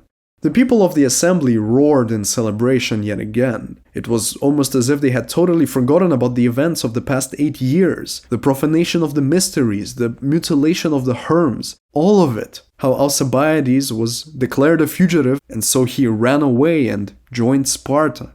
Following this brilliant homecoming speech, the assembly immediately voted for Alcibiades to receive a new title, strategos autokrator, general-in-chief. He was now the supreme commander of the Athenian military. Just like that, the 8 previous years of intrigue and opportunism had been totally wiped clean. All of his domestic properties were promptly returned to him. The plaque at the top of the Acropolis that sentenced him to death was also torn down. For the average citizen, Alcibiades was now a rehabilitated Athenian. And what a great, great Athenian he was. Of course, it goes without saying that Alcibiades had a very decent amount of enemies when he returned to Athens. Some of his relatives tried to make the case again and again that he is not to be trusted. Some of his political opponents that saw through his democratic veneer said the very same thing. But it is perhaps most indicative of how Alcibiades was generally received if we consider that he was appointed to lead the Eleusinian mysteries of that year. This is truly remarkable, since his alleged profanation of these mysteries was one of the principal charges 8 years ago that led to his death sentence. After Sparta had established her Decelean outpost in 413, the formal process of the mysteries was suspended. It was simply too dangerous to make the pilgrimage, especially since it passed right next to Spartan-occupied territory. Thus, for the past 6 years, the mysteries had been simplified. Instead of a full-on Athenian pilgrimage to Eleusis, now only a small handful of ships would sail there, perform a quick ritual, and then quickly run home. But with the return of Alcibiades and the recent Athenian streak of good luck, it was decided that the formal pilgrimage would now be reinstated. And of course, who is better than the most successful military man of the city to lead it? Thus, after a great summer of celebrating the Athenian return, as well as her recent military prosperity, this wonderful time of celebration was marked by Alcibiades pridefully leading the Greek pilgrimage to Eleusis. It is remarkable how fate often works out. Even though Athens was enjoying her summer, nobody had cancelled the war. Small-scale skirmishes were still taking place, and it was right around the end of 407 that Athenian attention became necessary yet again. The Spartan army was basically rebuilt, and there are 2 further moments of importance here. Firstly, Sparta had enlisted a new admiral, Lysander. He was chosen in 408, and while Sparta recovered from her recent string of defeats, Lysander himself made great moves to hurry this process along and patch any evident holes in the Spartan war effort. By late 407, he was leading Sparta back into the Eastern Aegean with a new and improved military strategy, which leads us to the second point. Lysander doubled down on the Spartan relationship with Persia. In the same year that Lysander was made admiral, i.e. in 408, Tissaphernes was also made redundant. The great king Darius was disappointed in the progress of his strategy, the one that he and Alcibiades had pitched together some years back. It didn't help that Alcibiades wasn't even in the picture anymore. Tissaphernes was left holding the bag, and the one time he managed to arrest him, Alcibiades escaped. And so Tissaphernes was made redundant, essentially moved to a smaller province, while his initial provinces were instead given to none other than Darius's own son, Cyrus the Younger. If you've read any Xenophon, the Anabasis specifically, you will be familiar with this name. The Spartan Lysander had a hunch that he could get along with Cyrus the Younger, and ultimately his hunch was correct. In fact, Cyrus liked Lysander so much that he gave him even more money than the Persians had previously supplied to Sparta. There is a fascinating episode recounted by Plutarch in his Life of Lysander, of how Lysander pulled an innocent trick on Cyrus in order to secure more money for the Spartan soldiers. I leave it to you to seek out this text and enjoy it in full. All of this is to say that with a freshly united front and with a network of new oligarchic allies that Lysander managed to nurture all throughout the Aegean, the Spartan threat was again reignited. It would only make sense that the Athenians, with Alcibiades as strategos autokrator, would send the army out yet again. What doesn't make sense, however, is that once again, this would be the last time Alcibiades left Athens on good terms. Just like in 415 with the Sicilian Expedition, Alcibiades was leaving as an Athenian, but wouldn't be coming back as an Athenian. In fact, he would never come back. His homecoming was very brief, it was a summer and a half, and within a short 2 years, Alcibiades would be dead. He would die as a man once again hated by Athens and also hated by the rest of his countless enemies. In early 406, all 10 of the Athenian generals dispersed themselves throughout the eastern Aegean. The Spartan Lysander was at Ephesus with his fleet, and so the Athenian strategy was very simple here. They would dedicate one general to dealing with Lysander at Ephesus, and they would send the rest of the Athenian navy into neighboring islands to collect money, to hire mercenaries, and all of this other typical military work. The role of dealing with Lysander at Ephesus fell on Alcibiades. He arrived near the port and decided that his course of action would be as follows. He will leave one of his trusted men here to watch Ephesus from a distance, while Alcibiades himself continues sailing around the nearby Ionian islands collecting money. This job was entrusted to an old friend of his, Antiochus. They had known each other for a very long time, from before Alcibiades even built any kind of career. He was a childhood friend. His instructions were very clear. Antiochus is to watch the Spartans, to prevent them from sailing out if he can, but he is to never fight. If any sort of fight breaks out, he is to wait for Alcibiades to come and then they will see what they can do. There is no need to fight right now, and if Antiochus maintains a good distance, the Spartans shouldn't bother engaging either. It wouldn't be worth it for them. And so all that Antiochus had to do was keep them locked inside Ephesus, keep them in check. When Alcibiades comes back with more money and local mercenaries, then they can fight. Antiochus seemed to understand the job, and so Alcibiades left without any worry. As we said, Antiochus was a good friend with seemingly a decent head on his shoulders. Everything should be fine. But of course, everything wasn't fine. Shortly after Alcibiades sailed away, Antiochus began harassing the Spartan navy. Every day he sailed closer and closer to Ephesus, provoking the Spartans for a couple hours and then sailing back to sleep during the night. Eventually, Antiochus sailed too close. Before Antiochus could even shout a command, the Spartan navy surrounded his ship, and within a short instant the Spartans boarded his ship.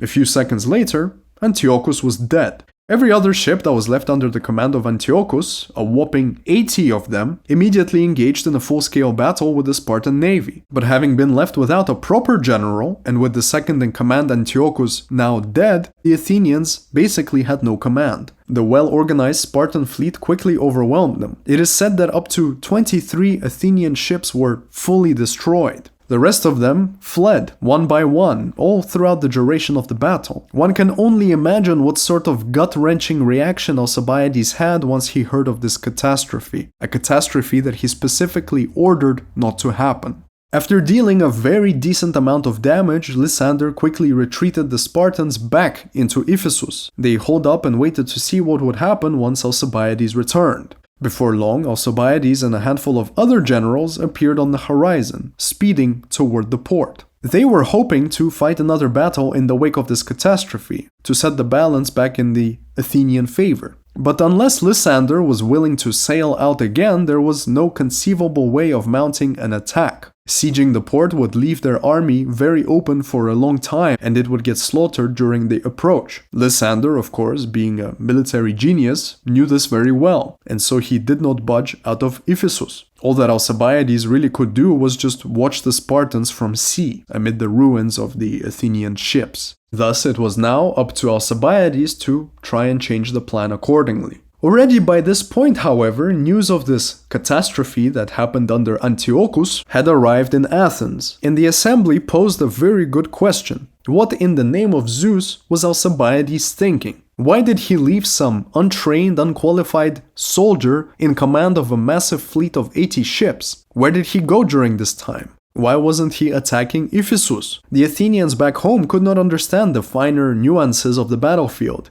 They didn't understand that attacking Ephesus was a suicide mission unless Lysander sails out onto the sea. As far as they were concerned, Alcibiades was acting suspiciously. This whole Antiochus affair was insane, and even if the Athenians had just forgiven him, humans rarely forget the crimes of the famous. Was it possible that this entire homecoming episode was nothing but the setup of a larger ruse, and that Alcibiades never fully shed his allegiance with Sparta? His next few steps would be of severe importance, for they would decide what the Athenians back home thought of Alcibiades. Alcibiades, of course, understood this perfectly, and so he went looking for an easy victory to save his reputation and boost Athenian morale. He sailed north to the city of Kyme. On paper, this was an Athenian ally, but the undemocratic oligarchs of the city had spent quite a bit of money supporting rebellions in the region for quite some time. This was a perfect opportunity to punish them. Alcibiades mounted a very quick attack with a small force, for the city itself didn't have a great army, or so he thought. As his men landed on the beach, they were met with a truly impressive wall of shields.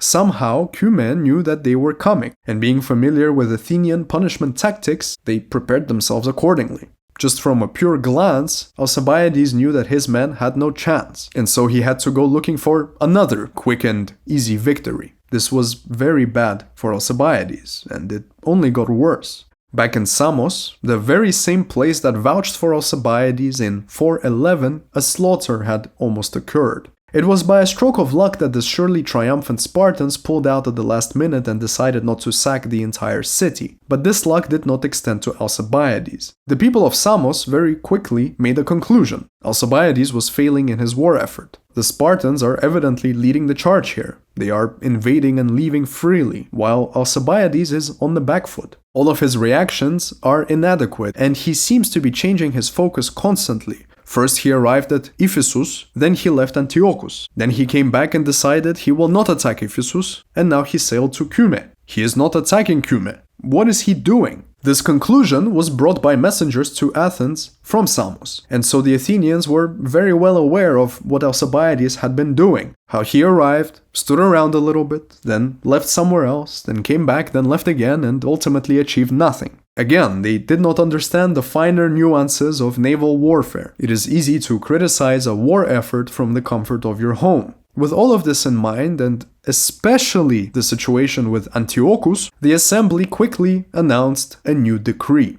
Alcibiades was inadequate. He is to be stripped of his command. Every person in his immediate chain of command was also to be stripped of all military powers. For a moment there, the Athenians had placed their trust in him, but evidently they couldn't trust him anymore. By the time that this new decree reached the eastern Aegean coast, Alcibiades had already disappeared. In fact, he was long gone. He probably set out further north immediately after the whole debacle at Kyme. He was no fool. He knew what would happen. The recent failures would dissolve the fragile trust the Athenians had accorded him. He knew that his reputation was tarred by the Antiochus catastrophe, and that once Athens heard of his inactivity at Kyme, and especially of the discontents at Samos, they would wake up to the smell of his black roses. What else was there to do for him but run yet again? And realistically speaking, where could he run? Except north. In the south, the Spartans would kill him. There was a death sentence looming over his head after all. Nothing had changed.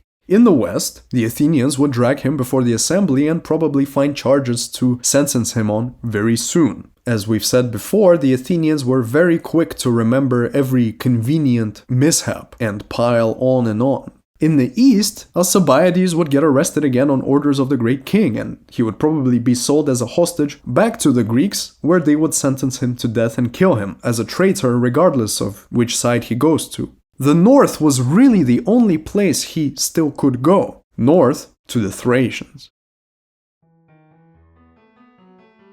Owing to his time in the Hellespont from 411 to 407, the Thracians were not a strange people to Alcibiades. Let us not forget his male nanny Zopyrus. As we said very early on in our video, the Thracians were a very strange people to the Greeks. Their tattoos, their drinking, their shaggy appearance, all of this was barbaric to the average Greek, and this perception of the Thracians persisted to even Roman times. But as we have already seen, Alcibiades was not against changing his colors and charming whoever he could. The same magic that he used on all of the Greeks and the Persians, he had used on the Thracians as well. And so now, in 406, when he returned to the Thracians via the Hellespont, they took him in without issue. Unfortunately, our evidence for his time in Thrace is very limited. There is nothing to say here that wouldn't be speculation. All that we really know is that he was taken in on very good terms, and he stayed with the Thracians for approximately a year.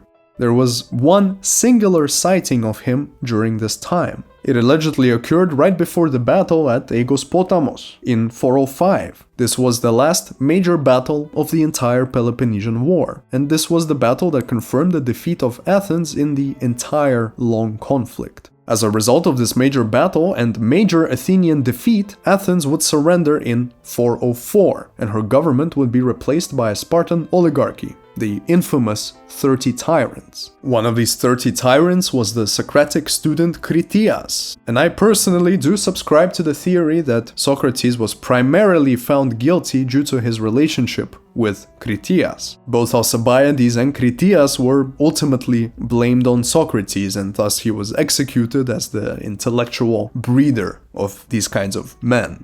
Anyway, during the time leading up to this battle in 405, Alcibiades had moved into a nearby castle, and he was just living there. He was enjoying a Thracian life. His older Greek days were seemingly behind him. However, when he got the news that Athens was preparing to make war near his new home, he decided to take a look and see what's going on, for old time's sake. It is said that he was dismayed at just how poor the Athenian organization was at the military camp near his castle, and so he descended to the camp and made a very blatant appearance. He met with those in command and told them openly, "Your logistics are atrocious. Let me help you. I'll fix everything for you. Just put me in command again. Trust me, it'll be worth it. You'll win."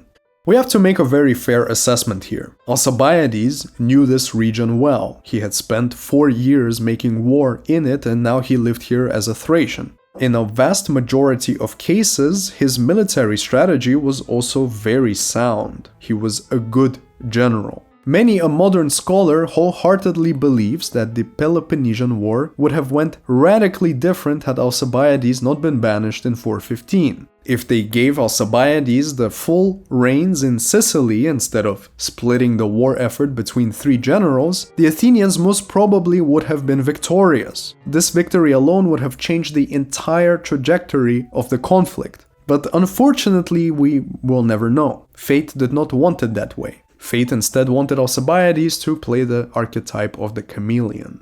The men of the Athenian camp heard him out, but in the end they rejected his offer. It seems that Athens had learned her lesson when it came to Alcibiades. No matter how charming he still was, and no matter just how much his exotic name still echoed through many a heart back home, the men of this camp were determined to not be seduced. Besides, what would happen if they agreed? Imagine the fury that would descend on them if they took in Alcibiades, gave him command, and he then went on to fumble the battle. The Athenians would surely not only have Alcibiades executed, but they would execute the entire military camp for allowing this to happen. On the other hand, if Alcibiades succeeds, all of the credit would go to him. The Athenians would once again praise him and only him. He would steal the credit that belongs to the men of this camp. No. They were determined to resist. In fact, they looked him dead in the eyes and replied, "We are in command. You are not." If you ask me, this was a grave mistake on their part, but it is understandable why they acted this way. Having been rejected, Alcibiades departed for his nearby castle, and he then watched Athens suffer the very defeat he predicted. The Spartans took Aegospotamos, and then proceeded to clear out the entire Hellespont. This was a good enough signal for Alcibiades to get out, to flee before the Spartans find him in nearby Thrace. After all, he did cuckold the Spartan king all those years back. Nobody ever cancelled that death sentence. Besides, the Thracians seemed to be getting tired of him. Only recently, one of his new Thracian estates had been robbed. We do not know who robbed it or for what reason, but what we do know is that Alcibiades wanted to go. And so, surprisingly, he chose Persia as his new destination. His reason for choosing Persia was rather simple. King Darius was on his deathbed. His thinking was most probably that he could get some kind of amnesty from his successor. Cyrus the Younger was not the eldest son, and so whatever potential issues Cyrus could have had with Alcibiades due to his Spartan friendships, the eldest son of Darius was an uninterested and mostly uninvolved party. This was a perfect canvas for Alcibiades to draw upon. This successor was Artaxerxes II.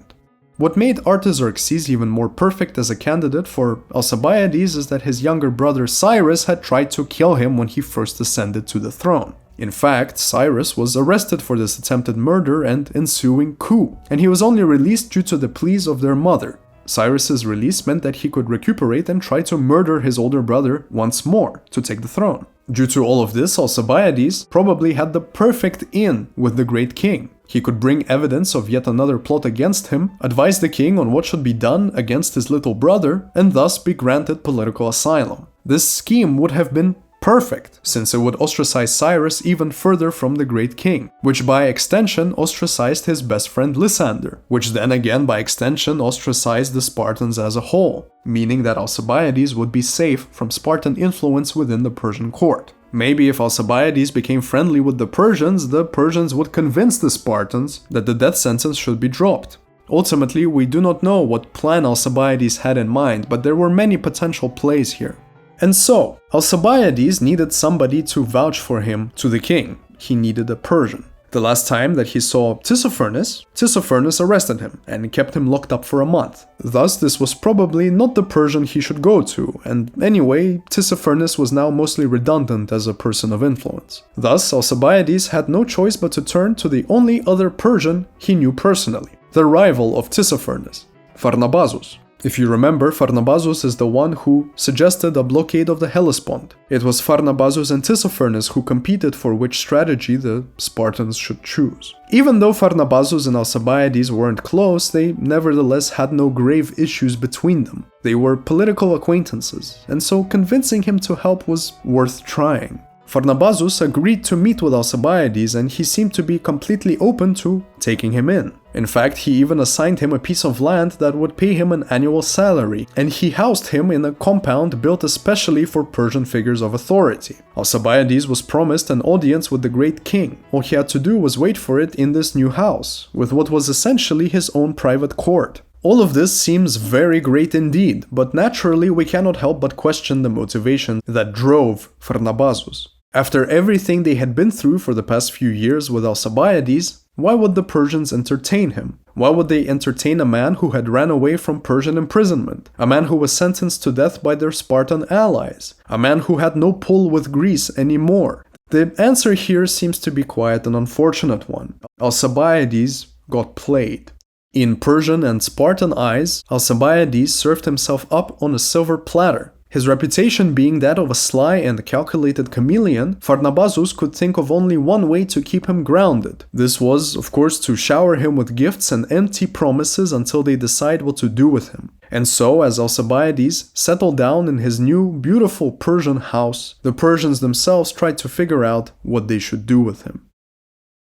Months and months went by. For Alcibiades, these were boring months of waiting around to see the Persian king. But for Pharnabazus and the Greeks, these months were full of planning. Indeed, Pharnabazus entertained a most interesting envoy from the Greek lands, unbeknownst to Alcibiades. These were two Greeks, the general Lysander and the Athenian Critias, one of the 30 tyrants that we just mentioned. Both of these men made a very simple proposition to Pharnabazus. Now that you've detained Alcibiades in the only way you could, you really need to act on it. You must have him killed. Lysander took extra care to stress how important this was. The order for his death came directly from the mouth of King Agis, and if Pharnabazus does not have Alcibiades killed soon, the alliance between Sparta and Persia will be dissolved. This threat was enough to convince Pharnabazus. A plan was immediately set into motion. After months and months of waiting around for an audience with the Persian king, on a night as fine as any other, Alcibiades went to sleep. Some hours later, he woke up to the smell of smoke, the crackling of fire. He quickly began to shout for the numerous slaves and servants to wake up and help him extinguish the flames that were rapidly consuming his house. As he gathered blankets and rugs to smother the flames, a torrent of arrows descended on the building.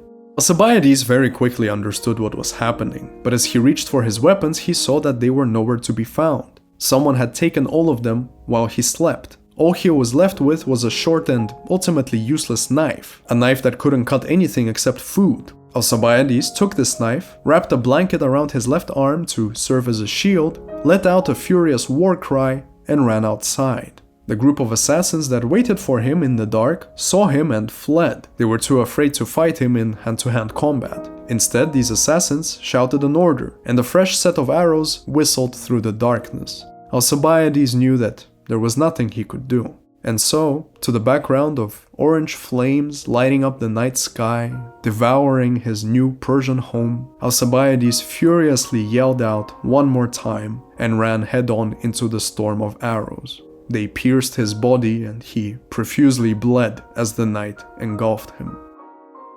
When the morning came and the servants of the house finally mustered the courage to step outside, they saw his body lying at a distance. It was peppered with arrows. His head was missing. It was cut off and taken to Pharnabazus as a trophy. As Pharnabazus looked at this pale head, he knew for certain, the most handsome Alcibiades, that genius chameleon of a Greek, was dead. He was killed in a faraway land on behalf of those he had spent his whole life trying to play.